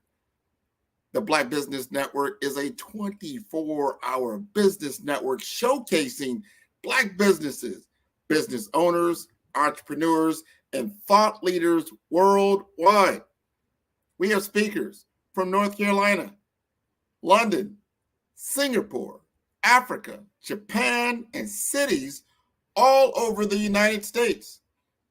The Black Business Network is a global community sharing its business knowledge to empower, inspire, and educate businesses about business. We present now a luminary of the business world, Sydney Warnsby, with a storied career spanning strategy, leadership, and innovation. Sydney is a master at forging paths through the most complex business terrains, from spearheading transformative projects at behemoths like J.P. Morgan Chase, PepsiCo, Citigroup, and Eastman Kodak to carving out success with his own enterprise. His expertise spans across planning, organizational development, and operations management. Sydney isn't just a business maestro. He's also a beacon of knowledge, molding future leaders as a professor in New York City's top colleges. Whether he's championing Six Sigma or crafting marketing strategies, Sydney's vision, analytical prowess, and leadership have continually set industry benchmarks. As a speaker and seminar maestro, he enlightens many. Today, we invite you to witness insights from the unparalleled Sydney Warnsby. You know, I'm going to have to take that bio and use it. That was pretty good. I was looking that is your story. Who is that guy? Who is that guy? This is one of a fireside chat. Yes. Me and you, we're going to talk about some things that we both have worked on. We've been working on some things here for the last 3 or 4 months, and we're going to do another project here in October. And I want to set the stage. First, talk to us a little bit about our previous project, and then we're going to lead all the way into our next endeavor. So, okay, let's know about that. So, I guess it was middle of June.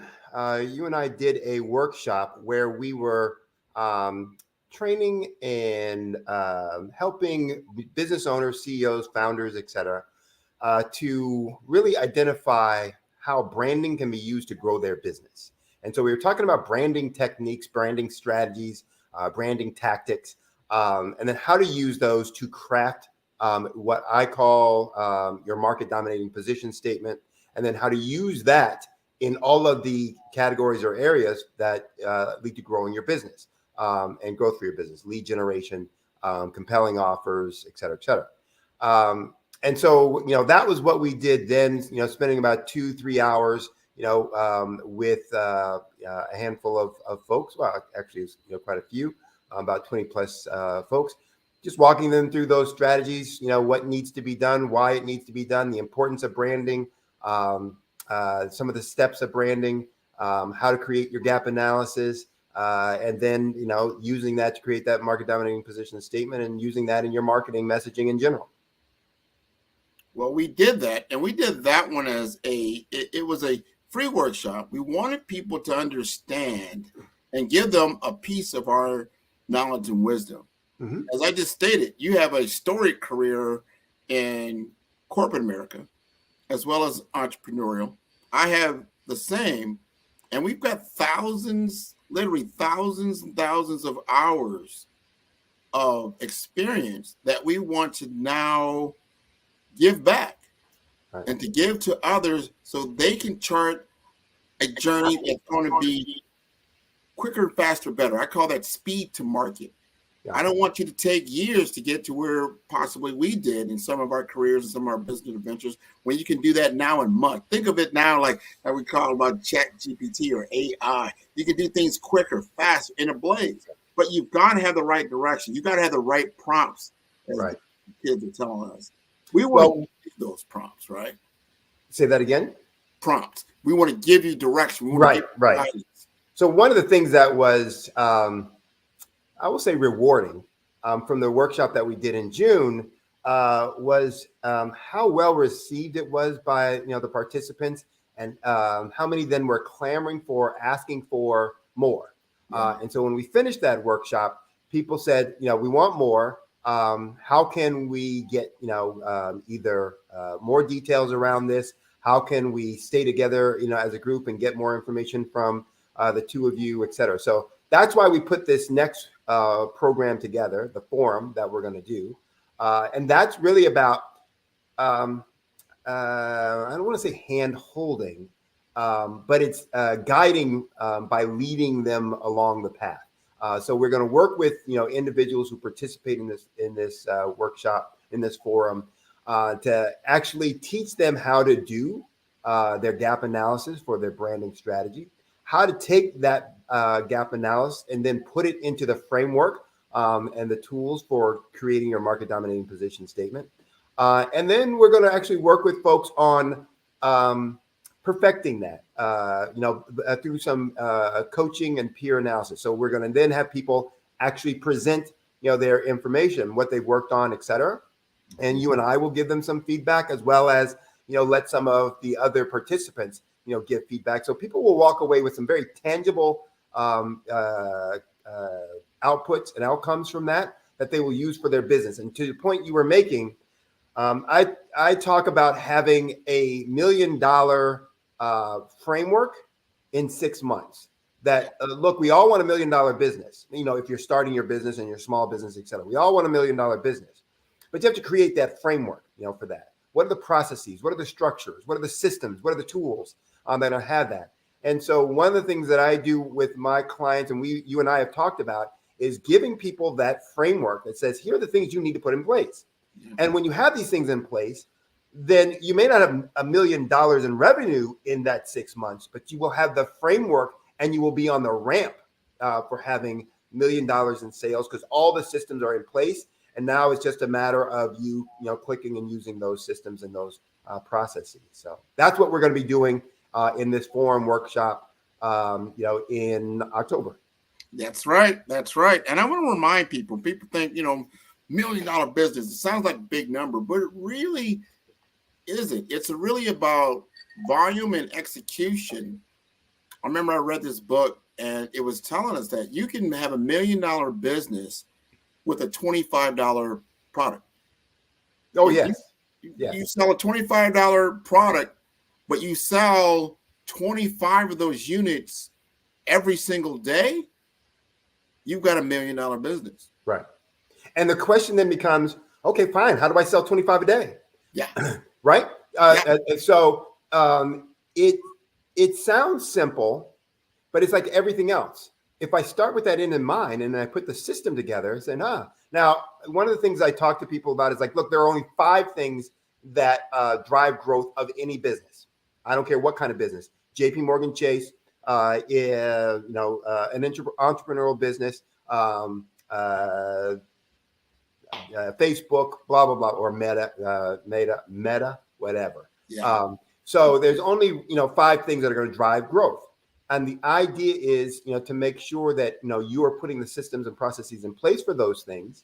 And when you have them in place, then you're going to drive that growth that you need. It's, lead generation. It's, conversion of those leads into actual, buying customers or sales. It's increasing the number of transactions. How do you get each customer to buy more things from you? How do you, manage pricing so that, you're able to charge a higher price based on the value proposition that you're presenting to your target market? And then how do you control costs? One of the things I show people all the time is, look, you can have $1 million business on, $500,000-$600,000 in revenue. You say, well, that's not $1 million business. It is $1 million business from a profit standpoint if you manage the cost, appropriately and properly. Meaning that lots of times, with a standard net profit of 10%, that if $1 million business is going to drive $100,000 in profit. So the question then becomes, all right, then how do we create $100,000 of profit in fewer revenue or fewer sales, so that we're actually then generating $1 million business from a profit standpoint with lower revenue. And those are the things, again, that we can talk about at Forum, and that we can work with people offline as well. Excellent. So those are the types of conversations we're going to have. And I want to remind folks, like the workshop that we did back in June was one day. It was over a 2-hour period of time. And what we got was an overwhelming demand for more. Right. So we got together, we said, you know what, and we understand what it takes to do these types of things, to really get it operationalized, not just the ideation stage, but operationalize it, right? So that's going to take 4 weeks. We felt we could do 4 2-hour sessions on a Saturday, get people focused. They're not with a lot of distractions, and they can really get into this. So at the end of the day, there is an investment, but it's an investment of time and money, but it's a worthy investment. Right. Because what we talked about was, I said, hey, Sydney, what is the big problem that we're trying to solve? What's the big problem that entrepreneurs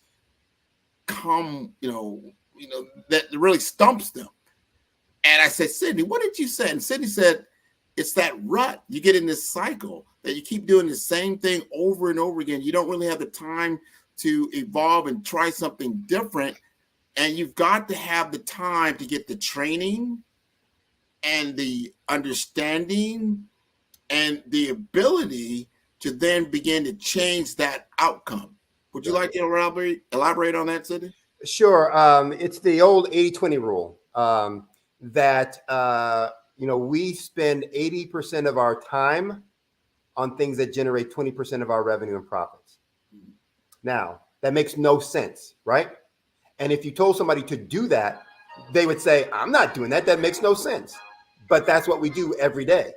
And so why do we do that? I call it firefighting and rat killing, that we go out fighting fires and killing rats, because it seems important. It seems critical at the time. Sometimes it is required, but it's not going to generate more revenue and sales.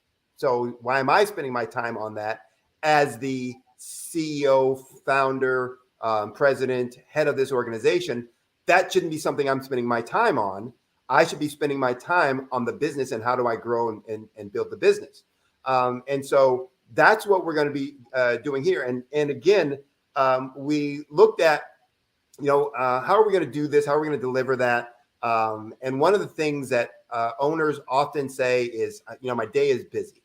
And how do I, carve out time for that? That's one of the reasons why we set a Saturday. We're going to do it on a Saturday, so there should be no things conflicting. I mean, there are going to be some personal, time, constraints, etc.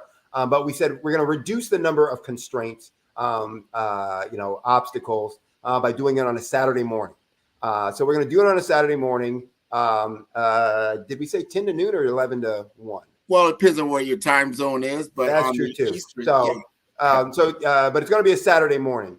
But what we also then said is we need to make sure that it's hands-on, and they're going to do the work to get the deliverable so that they can put that into their business. And then it's about, are you doing those things or using that information each and every day in all the systems? We'll talk a little bit about what are those things, that I just alluded to, that are going to drive your business, and look at how you being, the CEO, president, et cetera, are spending your time to be able to, put these things into effect, and to then move your business forward, both on the revenue perspective and on the profit perspective. Yeah. And this is, again, it's 4 weeks. So we're not going to solve everything in the business. We're going to target only those things that are relative to basically it's lead generation, so it's the branding message and branding strategy.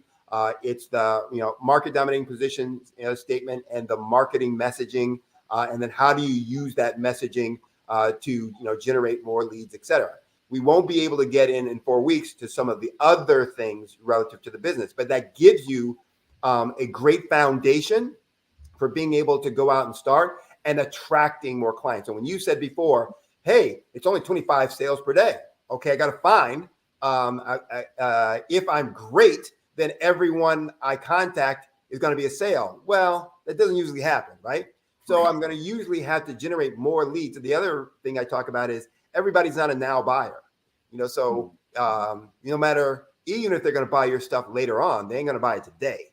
And so you need to be messaging and communicating to a lot more folks and getting them committed to you as a brand and feeling that you are trustworthy, as a subject matter expert and for their needs and their pain points. That says, look, here are my pain points. Here's the problem that I have that I don't want, or the benefit that I want that I don't have. And Grant and Sydney understand that and are giving me information to be able to assist, in my eliminating those pain points. Well, as a business, you need to be doing that, for all of your target market as well, whatever your business is. And we'll talk about how do you use that messaging, that branding strategy, et cetera, to really connect with those folks who are your target market, so they start feeling that you have their best interests at heart, that you understand their needs, and that you're providing them information, services, research, and products and services that are helping to eliminate their pain points. All of that is so important. I want our entrepreneurs on the station to truly tune in. This is an opportunity for you to transform. This is a transformative forum for you, and you'll be working alongside others. This is a classroom style setting. In that first week, we're going to be talking about skills gap analysis. That's so important because you have to take a look at where your current state is, where are you currently at, and how does that compare to your competition? What does that competitive analysis look like? What is your peer group? What is the business that's 1 or 2 rungs above you? What are they doing that you're not doing? And what is that business that's 4 or 5 steps above you? And what are they doing?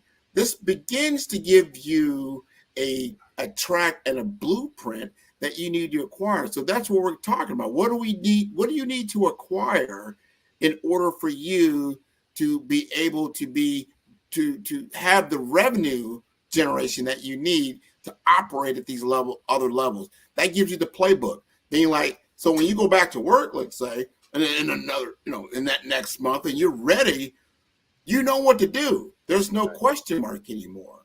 You know what the process you need to put in place. You know what the measurements. That's a lot of times when I'm talking to people, like, all right, how are you measuring your performance? And they're like, I'm not sure. You have to have the right metrics. Right. Would you agree with that, Sydney? Absolutely. Absolutely. And there was something that was implied but not stated in what you said that I think is a very, very important too.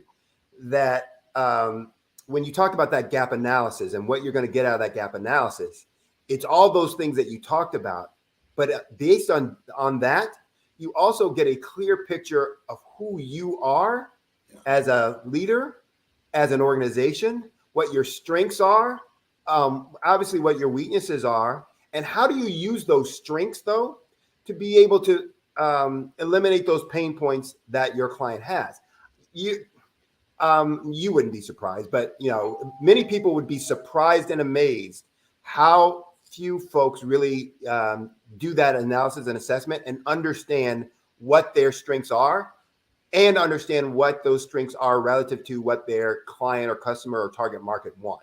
And so they will talk about, platitudes. We have the best people. We have, well-trained folks. We have X number of years of experience. We have this feature on our product or service. I mean, all these things, and a customer goes, so what? I don't care. I got this problem. How are you going to deal with that? Right. And so we're going to, in the forum, really get to that for folks so that they understand here and that they discover what is really unique about you and your business, and how is that valuable to your clients, and that becomes the foundation for your messaging, so that you can attract the folks that are going to be moved by that value. That's 100%. I'm glad you said that. That is, I see this a lot, and I even talked about it on the program a day or so ago, is that when I see even corporate presentations, even today, they start out telling a story about themselves. They start out talking about, the title of their business, who they are, how many employees they have, some of the clients that they work with, and you're like, you got my attention, but you haven't talked about the number one thing that you got my attention about. Can you solve my problem? Right. You should be talking about this first and foremost, that you understand the problem, you understand the industry problem, and that you get to the point where if they do nothing about that problem, what are the implications about that? What is that going to look like for you? Or if you stay at the status quo, think about people listening to this. You know what? That sounds great, Sydney and Grant. That's wonderful. Let me take a look at that. Maybe I have some time. Understand the implications of not doing anything. If you're very, very happy where you're at and you feel that you're great and you are at the top of your game, maybe you can pass this by. But if you are experiencing limited growth, if you are experiencing a point where you just don't feel like you're getting any type of traction, what are the implications if you continue along that road? Right. What is that going to look like? And remember these statistics that 50% of most small businesses fail within the first 1 to 3 years. And I would guarantee you, and I'll ask Mr. Warnsby this, why is that? Why is that stat so prevalent? Why is it so high? And it's probably even higher for Black-owned businesses. And you'll get down to some very key fundamentals that he talks about. Right. So, and that's a great point. 50% fail in the first year. 95% of all businesses fail. All right. And usually within a 5-year time period. Now, the reason that they fail most often has to do with cash flow, not sales, not profit, cash flow. Can't do anything if you don't have cash. Now, that can be because of low sales. That can be because of poor expense management. That can be because of just poor accounts receivable processes. But the bottom line is you need to be looking at all of the above, depending on the kind of business you're at, to be able to make that happen. But when we start looking at, what are we going to do to drive, revenue and profit so that we are not only profitable, but we are successful and long-term. I always talk about that the objective of business is not to make money.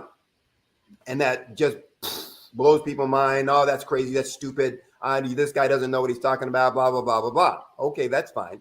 I've proven that, throughout all my career. That's not the objective.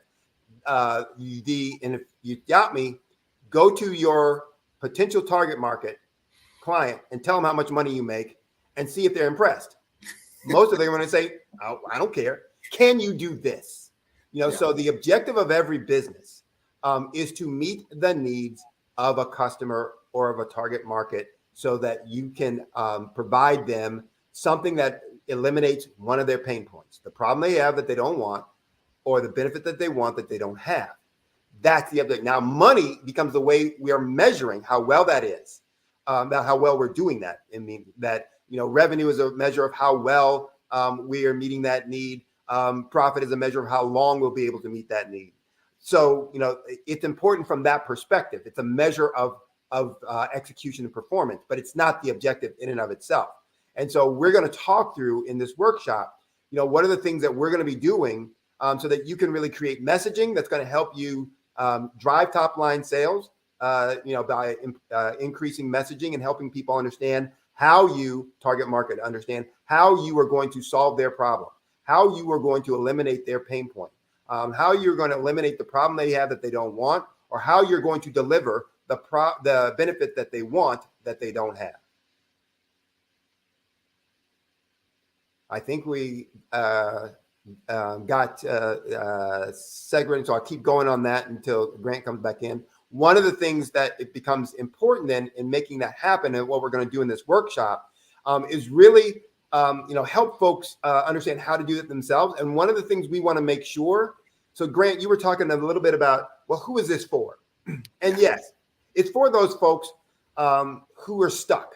They want to grow their business and they just can't make it happen. They've been, mired in the mud for so long, and stuck on whatever that number is for sales, and it just never seems to go anywhere. And so the number they have in their mind, the dream that they have created as a picture, they're not getting there. It's for them. It's also for those folks who plateaued. They're doing okay, but they've gotten to a plateau and they're trying to figure out, well, how do I break out from here? How do I get to that next level? It's for those folks who've tried some things, but it doesn't seem to work. Maybe the folks that they've used as coaches or whatever didn't quite get it done, et cetera. And so they're a little bit, once bitten, twice shy kind of deal. It's for them as well. It's not for those folks who are looking for someone just to come in and give them a cookie cutter, turnkey. Oh, just do these two things and poof, you got $1 million in sales. Right. That's not what we're going to do. And if you're looking for that, and I had a prospect once talking to me recently, and that's what she said. She kept getting upset. It's like, well, I'm looking for what you're going to do, and then I'm like, we're going to work through this as a process. But what she kept looking for is, well, tell me the one thing I need to do that will turn my business into. It's not one thing. And I finally had to say, I'm not sure I'm going to be the right resource for you, because what you're asking for, I don't do. I don't provide. Somebody might. I don't provide that. Now, if you hired me as the CEO of your company, sure, that's what I would do, because that's my job and my role at that point. But what we're going to do here in this workshop is really teach folks hands-on. How do you understand what your strengths and weaknesses are, and put that into messaging, and so you can create this. And we're going to help and assist and give you guidance and all that. We're going to critique what you come up with, but it really is going to be a hands-on workshop that people are going to walk out of there and feel like they know and understand it. Not that somebody just did something for them that they don't really get, that they don't really understand, and now they have no commitment to it afterwards.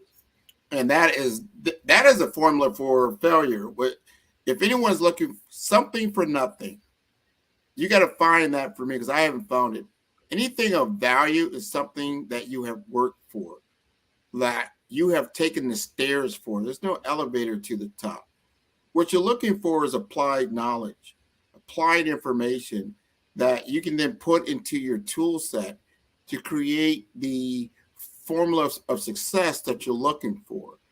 One of the things we're going to do, and you brought this up, Sydney, is so important. You have to look at yourself realistically. Let's stand back. I'm not going to tell you what you want to hear. I'm going to tell you what I see, or what you would see. We're going to do a brand audit. Let's take a look at your current state. Let's see what you've got. Let's kick these tires. Let's see where you're at and where you want to go.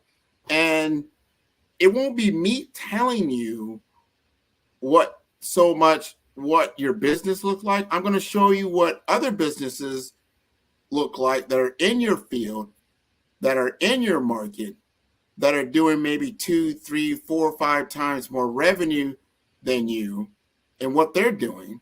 And I'll even do another comparison with someone who's even higher than that. It's 10x for that. And we take a look at their platform. We take a look at the fundamentals. We take a look at how they're structured. And we look at yourself and see where you're at. And then the light bulbs should start going off. Right? You should start seeing the path forward. Like, oh, yeah, I see what's going on. Are you making the right investments? Right.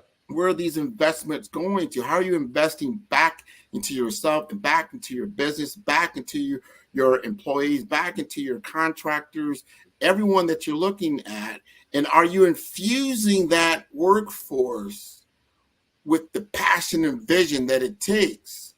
And I'll go back to what I even said earlier. How are you measuring this? Exactly. What does your measurement structure look like? How are you measuring the results that you need to gain? And if you don't have these types of things in place, you're going to miss the mark, because you're not going to be very, efficient in what you're trying to accomplish. So we want to help you to avoid being part of that statistic that Sydney just talked about. I just talked about. You don't want your business to close. You want your business to evolve. Sometimes you start out in a certain level, and you're like, all right, I need to evolve the business. And over time, if you look at a lot of businesses really that have been survived for over 5, 10, 15 years, you'll find out that they don't look like what they did when they first started out. No. They look different. They've morphed, they've changed, they have evolved. And that's what your business should be doing. It'll start out at a certain level. You'll be, I call that crawl state, right? You're crawling, you're an infant. But then you begin to walk, you begin to grow. And before you know it, you begin to run. If you're really going, you're going to begin to fly, because your business is evolving. So you can't keep applying the principles that got you through the crawl stage to the next stage. It's going to change, evolve, and grow. But are you changing, evolving with it? And we find that happens as disconnection. Go ahead. And one of the things too, Grant, when you mentioned that, is that much of what was successful, or what led to success in the crawl phase, was the entrepreneur's determination, their hands-on, their skill, their technology, their technical capabilities, etc. Whatever business that was in, because most small businesses are started because we have a capability within a technical area, and we want to make use of that so that we don't have to work for someone else. But we don't know the business of business, and so we're getting success just because we're good technicians of whatever that industry is. Web developers, plumbers, contractors, blah blah blah blah. And so if you're going to be successful long term, you need to have the processes and systems that are going to help you with the business of business. And that's what we're going to be spending that time on, in the workshop under the areas of branding and market dominating position statement, and then the market messaging. So it's going to be one of those things where, again, we're going to help create those tools and systems. We're going to be giving you the insight as to what needs to be done. We're not going to tell you, to your point, we're not going to tell you what that must be, what that should be, because it's your business. But we can tell you, if that's what you want, then here's how you can be successful at that. Yeah. Now, if you don't do those things, then you're not going to be really successful, or it's going to have limited success. There's going to be problems down the road, some way, shape, form, or fashion. And that's where we are going to be. That we're going to say, look, we're going to help you identify what you want that branding message to be based on that gap analysis. We're going to point some things out to you that just says, hey, I don't see this anywhere, in your, market messaging, on your website, in your flyers or ads, in the conversation when you just did your elevator pitch to me before. And I don't see that anywhere. Yeah. But here's what I'm hearing, when we're working with you, when we're talking about it. How do you get that, into your messaging, or you need to get that into your messaging so that you're going to be more impactful when you're dealing with the target market. So real quick, we got a couple more seconds here. How do they sign up for the program? So the best way probably is go on to Eventbrite. It's going to be virtual for those folks, and so you can be anywhere in the world, and you can participate. The forum is going to start Saturday, October 7th, and it's going to be each Saturday in October. So the 7th, the 14th, the 21st, and the 28th. It's going to be in the morning in the Eastern Standard Time Zone, and then accordingly in your time zone. The registration is on Eventbrite. And so, you know what? We can't put a link in here. No, but that's okay. You are in the right place at the right time. The Black Business Network opens again for its Black Business Olympics, a 24/7 broadcast on business, strategies, global branding, social media marketing, finance, advertisement, and much, much more. Featuring the top, most